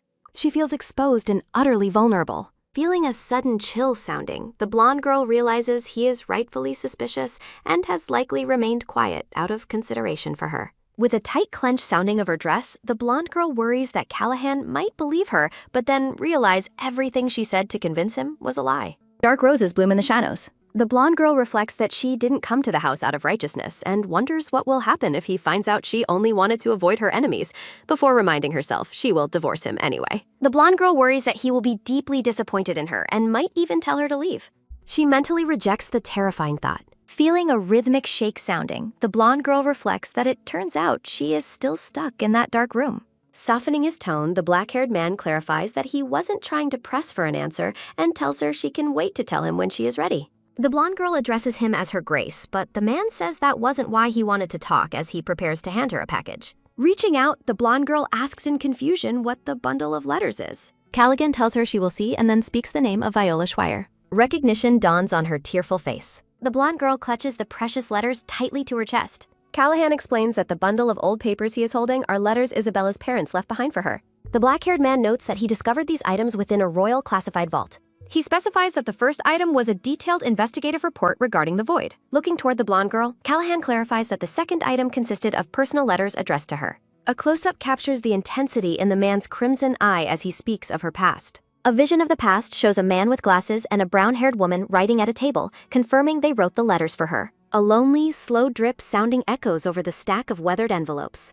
Placing a comforting hand on her head, the black-haired man admits he had planned to wait until she was older to give them to her. Isabella holds the first page, which begins with a simple, affectionate greeting to her. The text expresses deep regret for their sudden departure, shown alongside a memory of a younger Isabella reaching out in despair. Her mother offers a sincere apology for the hardships she has had to endure, as her parents are seen standing by a carriage in the distance. The letters explain that exploring the void was necessary to find a way to help those suffering from the dark fog. Her parents share a somber, pained glance as they prepare for their mission. A final plea for forgiveness is written on the page. The flashback reveals a small, weeping Isabella being comforted by the household staff as her parents leave. In the present, the blonde girl is overcome with emotion, letting out a soft, heavy sniffle sounding while clutching the papers. The morning sun rises outside as a small bird lets out a cheerful chirp sounding from its perch. A maid enters the bedroom with a pleasant greeting for the young lady. The woman's face instantly contorts into an expression of pure, wide-eyed shock. A close-up shows Isabella's eyes are painfully swollen, prompting the maid to gasp in concern. The maid awkwardly notes the sunny weather and offers to bring breakfast to the room, but Isabella declines while worrying about her reaction. Pulling the covers up, the blonde girl reflects that she is far too embarrassed to admit she spent the entire night crying. A quick, rhythmic tat-tat-tat sounding of footsteps approaches from the hallway. The girl executes a cautious peek sounding as she looks through the door. Catching sight of something pleasant, Isabella breaks into a radiant, joyful smile sounding. Her parents' letters now rest safely on a table surrounded by fresh red roses. Faint, hushed whispers sounding voices from the servants filled the corridors as they addressed their lord. Walking through the mansion, the blonde girl notes that she feels the weight of everyone's constant observation lately. She corrects her thought, realizing the staff is actually focusing their attention elsewhere. The servants are caught whispering and staring specifically at the black-haired boy. A maid approaches Yuta and asks if she can speak with him privately for a moment. A woman with pink hair leans in toward the boy, mentioning she wasn't entirely sure what his preferences would be. Isabella notices that even the teachers and other staff members are involved in the secrecy. A large group of adults gathers around Yuta, bowing and presenting him with various offerings. Watching from the shadows, the blonde girl begins to feel a growing sense of isolation. Gina, a woman with long dreadlocks, leans on her hand and asks if she feels like an outcast. Isabella claims she just feels a bit left out, but the brown-haired woman offers a skeptical response as she picks at her teeth. The girl lets out a frustrated, sharp humph sounding and tells her not to make fun of her. Gina laughs and tells her she will simply have to endure it for 10 more days, leaving the girl in a state of confusion. The brown-haired woman reveals that Yuta's birthday is coming up in 10 days, causing Isabella to freeze in absolute shock. Surprised by the girl's reaction, Gina remarks that the boy would have been heartbroken to know she was unaware. The woman continues to tease her, dramatically asking how she could have possibly forgotten such an important date. In a comedic vision, the boy is shown weeping over her betrayal, while Isabella lets out a loud cry of despair. Gina laughs heartily, admitting that teasing the girl is one of her favorite pastimes. The scene shifts to the warmth of the kitchen, where the smell of cooking food fills the air. Isabella asks why no one told her, and the headmaid suggests the Duke was likely too busy and simply forgot to mention it. Narrowing her eyes, the blonde girl thinks to herself that, regardless of the Duke, Yuta could have at least given her a hint. Sitting on the stairs, Isabella looks up and asks what there is to worry about.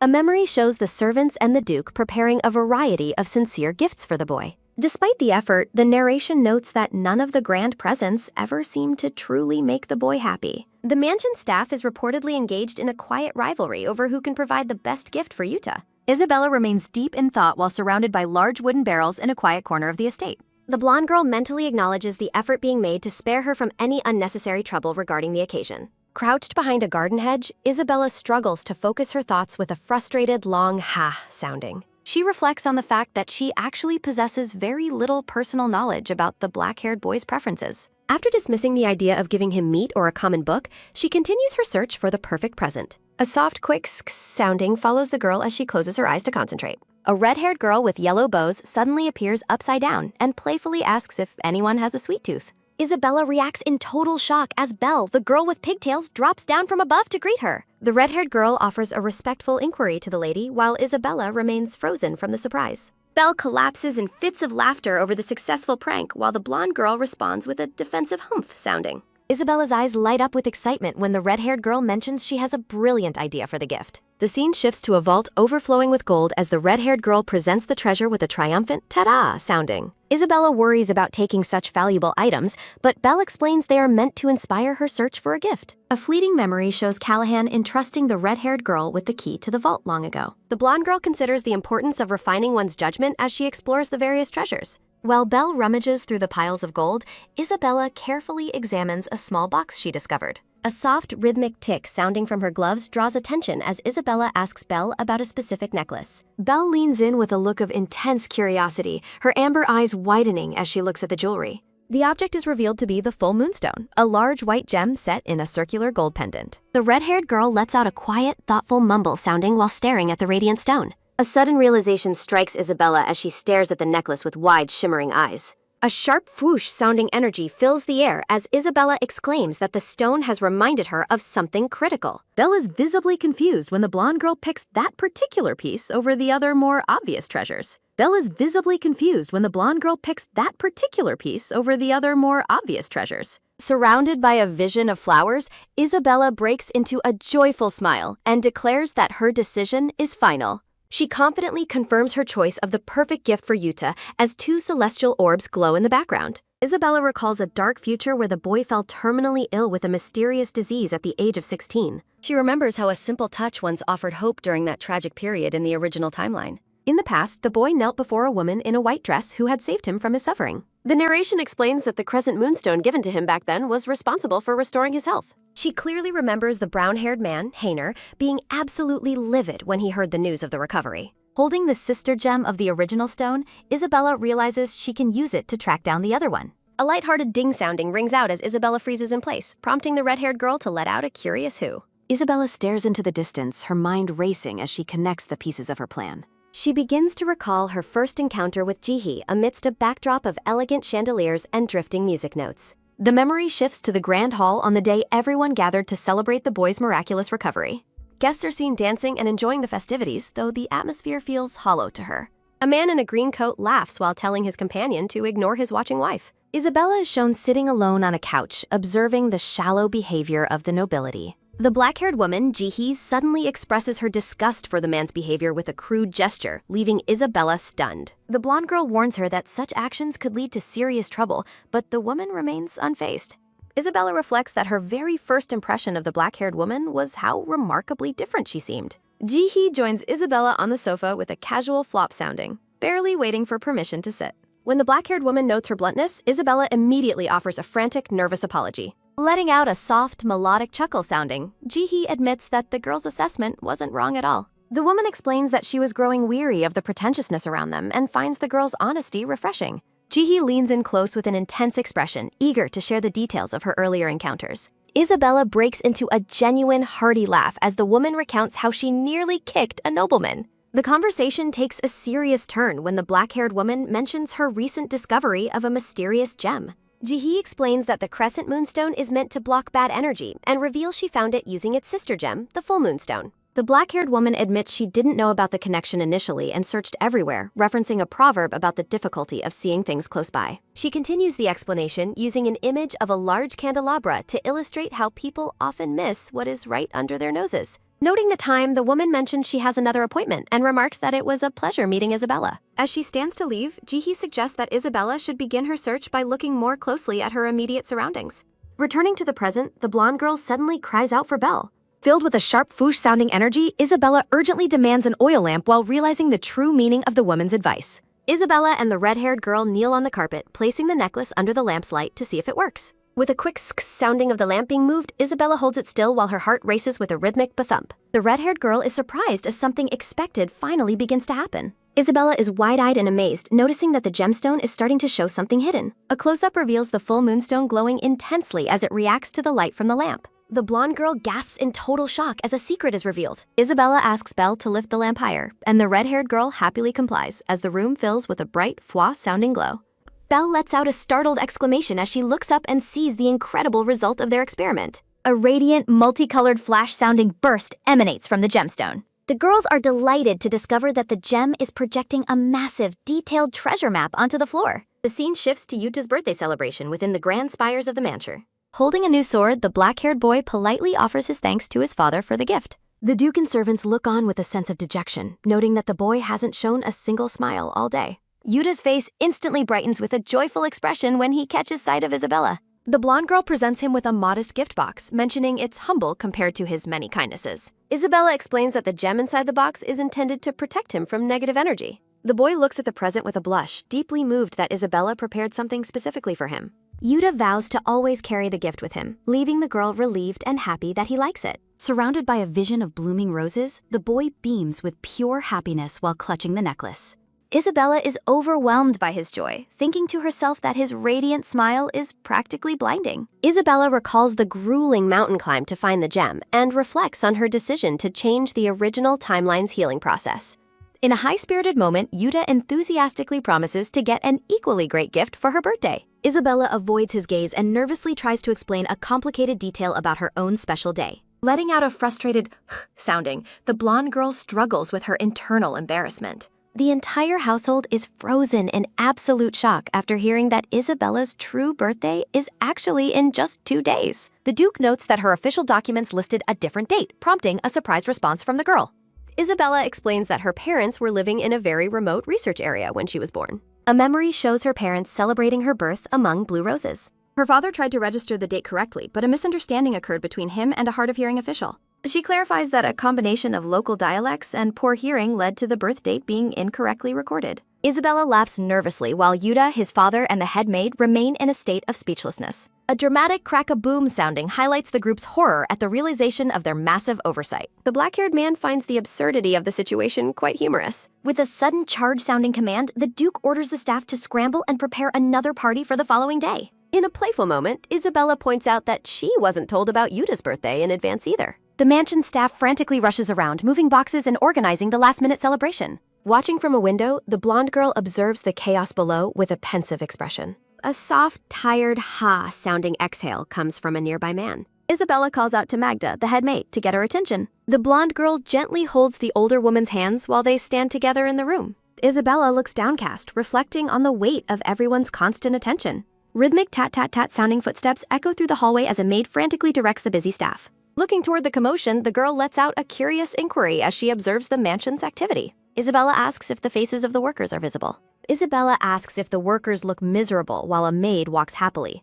A maid smiles despite being quite busy. Isabella looks through the window and asks Magda why. Magda lets out a soft, light-hearted hoo-hoo sounding while smiling warmly. Magda asks if Isabella has noticed how much she has changed since her arrival. In a memory, Magda holds Isabella's hands and notes how tense she used to be. The maid continues, mentioning how Isabella now smiles and offers thanks for every meal. The blonde girl looks up at the older woman with wide eyes.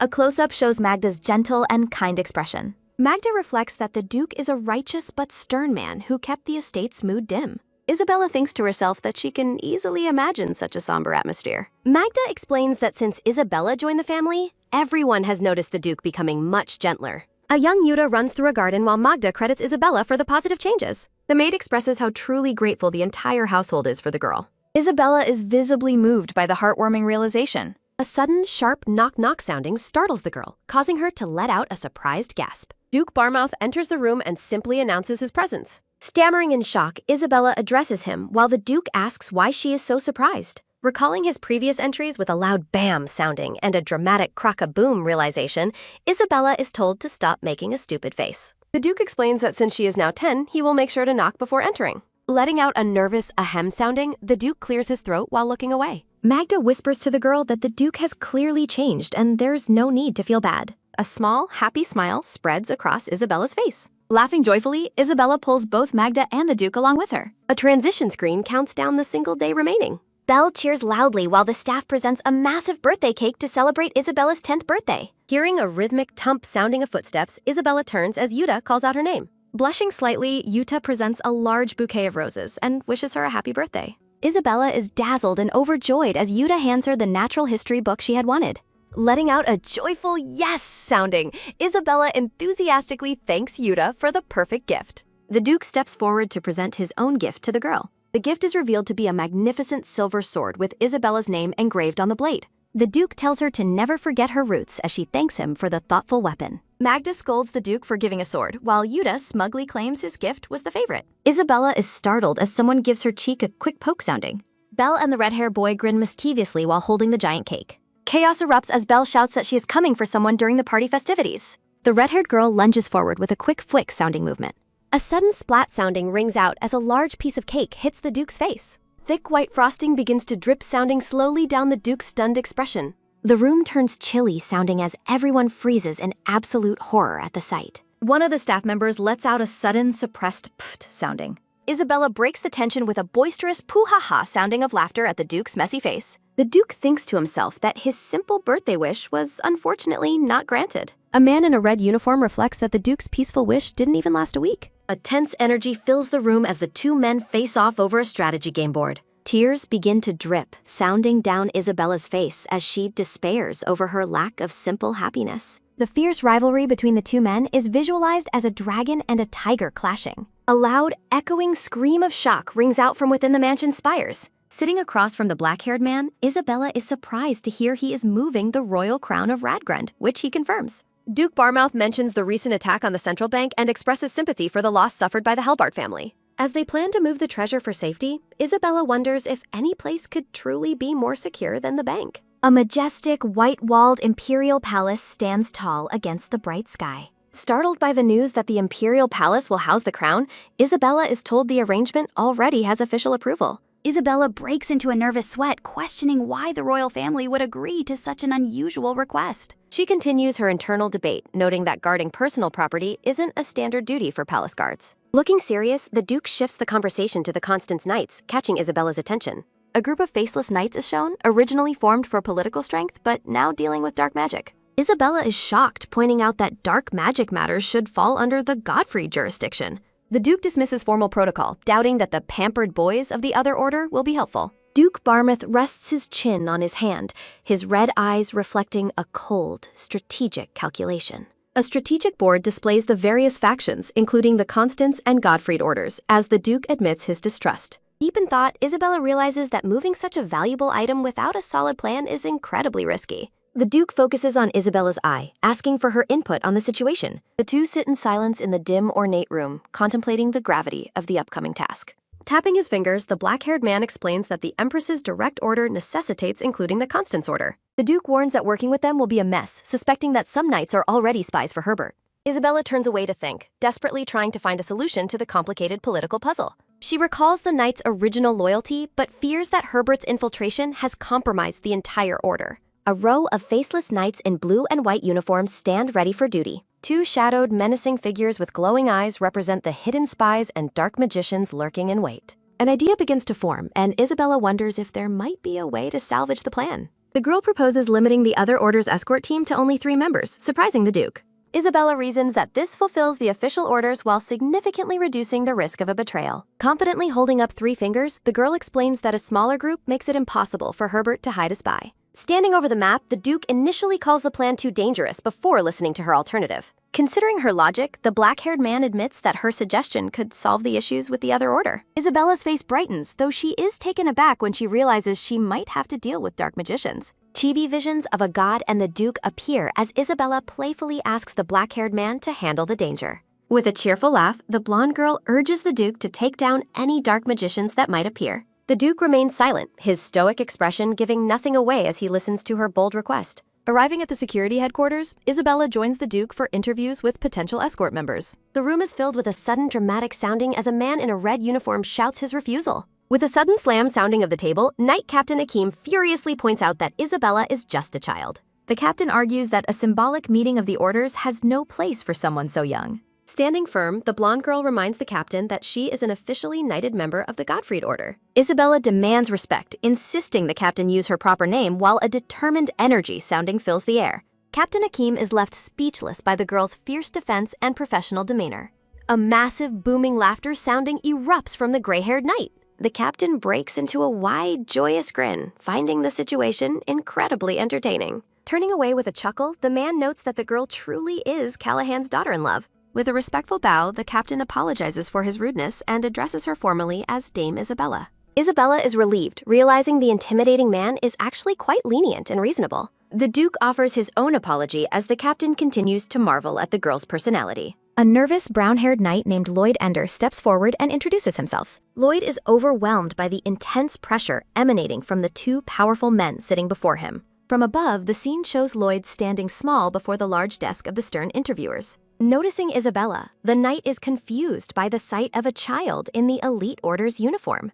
The Duke glares with a terrifying aura, letting out a sharp yelp sounding from the knight for his distraction. Knight Captain Akeem asks the brown-haired knight why he volunteered, prompting Lloyd Ender to admit he needs money due to his uncle's gambling debt. Letting out a nervous sigh sounding, the young knight looks dejected as the captain acknowledges his difficult situation. Akeem calls for the next candidate, and a blonde female knight with a high ponytail named Allison Arna steps into the room. Allison explains she applied to work with her idols, looking toward the seated Duke and Akeem with a mix of awe and curiosity. Akeem finds it hard to believe any of the candidates are spies since they all seem so pleasant, but Duke Barmouth remains unconvinced. The Duke notes it is far too early to make a judgment as the sounds of the next candidate's approach echo through the hall. Watching with a sharp, red-eyed gaze, the black-haired man notes that the two old colleagues are still bickering just like they used to. A silver-haired knight with a haughty expression enters, causing Isabella to recognize him immediately as Ike. Isabella is visibly shaken, her wide eyes reflecting a sudden and intense realization. From behind the new arrival, the perspective shows Ike standing defiantly before the two powerful men at the interview desk. Ike grits his teeth in a visible display of simmering anger and resentment. Isabella wonders if this silver-haired man is someone that Duke is already well acquainted with. The atmosphere in the room becomes incredibly heavy as the silent tension between the two men reaches a boiling point. Letting out a low, guttural grrr sounding, Ike stares down the Duke with an expression of pure malice. The Duke coldly reminds Ike that even a ceremonial meeting requires a level of respect toward a superior that he is currently failing to show. Addressing him formally as Sir Ike, the Duke questions if this unprofessional conduct is standard for members of the Constance Order. Overwhelmed by the escalating hostility, Isabella stares in shock, wondering what could have caused such deep-seated hatred. The black-haired Duke keeps his composure, meeting the younger knight's furious glare with a detached, clinical focus. Isabella is completely lost, realizing she has never even heard the name Ike mentioned within the estate before.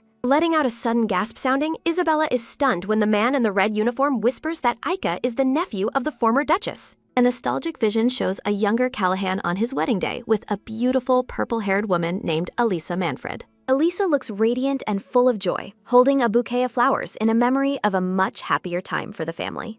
Isabella is momentarily frozen, her mind racing as she tries to process this hidden chapter of the Duke's past. She realizes with a start that Sir Ike is blood-related to the Duke's late wife, making the current confrontation even more tragic. Ike demands the Duke seek his father's forgiveness, a request that leaves Isabella deeply confused about the true nature of their feud. Resting his head on his hand, the Duke looks unimpressed by the knight's emotional outburst. Ike insists he has nothing to apologize for, blaming the Duke's father for everything, which Callahan dismisses as a tired and repetitive argument. Looming over the desk, Ike shouts that the Duke never showed any genuine concern for the fate of his Aunt Elisa. A somber flashback reveals the purple-haired Elisa collapsed and motionless on an ornate bed, surrounded by a haunting silence. The Duke cuts him off with a sharp demand for silence, his voice low and dangerous. His red eyes glowing with a terrifying intensity, the Duke warns that he will not tolerate personal grievances during an official military proceeding. Dismissing the candidate entirely, the black-haired man declares Ike unworthy of further questioning and ends the interview on the spot. A chilly energy fills the room as everyone stands in an awkward, stunned silence following the explosive argument. Desperate to fix the mood, Isabella feels a strange sense of duty and decides she must be the one to break the tension. Blushing furiously, Isabella suddenly shouts out a joke, asking the room what they would call an apple that loves to tell jokes. The Duke leans over to tell the girl there is no need for her to leave, leaving her staring blankly in a moment of pure social mortification. Letting out a sharp tack sounding, the door shuts as the dazed girl stammers out a weak response to the Duke's command. Covering her face in shame, Isabella realizes her pun apple joke was a complete failure and wishes the floor would just swallow her up. Isabella thinks at least someone appreciated her effort when a sudden loud slam sounding of the desk rings out from Akeem's laughter. Deep in thought, the girl ponders the complicated web of relationships and why the Duke's past remains so guarded. She recalls hearing that Aika had a refined taste for fashion, often assisting the late Duchess with her various formal dresses. A soft romantic light surrounds a vision of the Duke, portraying him in a much gentler light than his current stern reality. Isabella finds it almost impossible to imagine her stoic father figure acting in such a romantic and tender way toward anyone. The man in the red uniform begins to explain the situation to the curious girl, but he hesitates and stops mid-sentence. Changing his mind, the man looks away and tells Isabella that it is actually all right and she shouldn't worry about it. He reflects that the Duke likely had his own personal reasons for keeping Isabella in the dark about his history with Elisa and Aika. Isabella offers a warm, understanding smile, causing the man to think about how incredibly thoughtful and kind the girl truly is. A massive, booming bois sounding of laughter suddenly erupts from the office, startling the two people standing in the hallway. Akeem wipes a tear of joy from his eye, telling the Duke he finally understands why the girl is held in such high esteem. The captain urges Isabella to go after the Duke, warning that leaving him alone will only make him dwell on the painful memories. Akeem lets out a sharp tack sounding of his hands hitting the table as he shouts his immense gratitude. Smiling to himself, Akeem reflects that while he thought Callahan was just a doting father, he now sees there is much more to it. Looking at the figurines on the map, the girl explains there is something important to know, which Akeem asks for clarification on. Isabella clarifies that the Constance Order Knights will only be provided with partial details regarding the upcoming operation. A blonde knight stands ready. Continuing her explanation, the girl adds that as a third measure, each knight will be given a different rendezvous point. Looking skeptical, Knight Captain Akeem questions if these measures are truly enough to catch a spy in their midst. Smiling confidently, Isabella explains that the plan's success depends on the fact that they will be using 3 separate carriages. Isabella notes the carriages will block their view, making them assume the operation is normal, while creating a chance for a traitor to steal Radgrund. Akeem finds the idea reckless, but Isabella explains the knights won't know the full plan, including Radgrund's true location or the number of carriages. Isabella says they will assume their carriage has it, leading a dark figure to realize that an attack identifies the assigned knight as the traitor. Akeem considers the gross plan. Isabella reminds him that secrecy is key, prompting Akeem to promise he will not report or leak anything about the operation. Akeem stares out the window. A knowing smile touches his lips. A messenger crow takes flight. The red-eyed crow flies high. A secret message is delivered. The letter reveals a plot. Reading a letter, the mustache man says the crown will be transported by carriage in a week via the outskirts and Westgate. The mustache man snaps at his silver-haired companion to be quiet, while the robed youth warns him not to mess it up like last time. A mysterious voice suggests that they should take a good look at the youth's face. A sinister youth grins maliciously.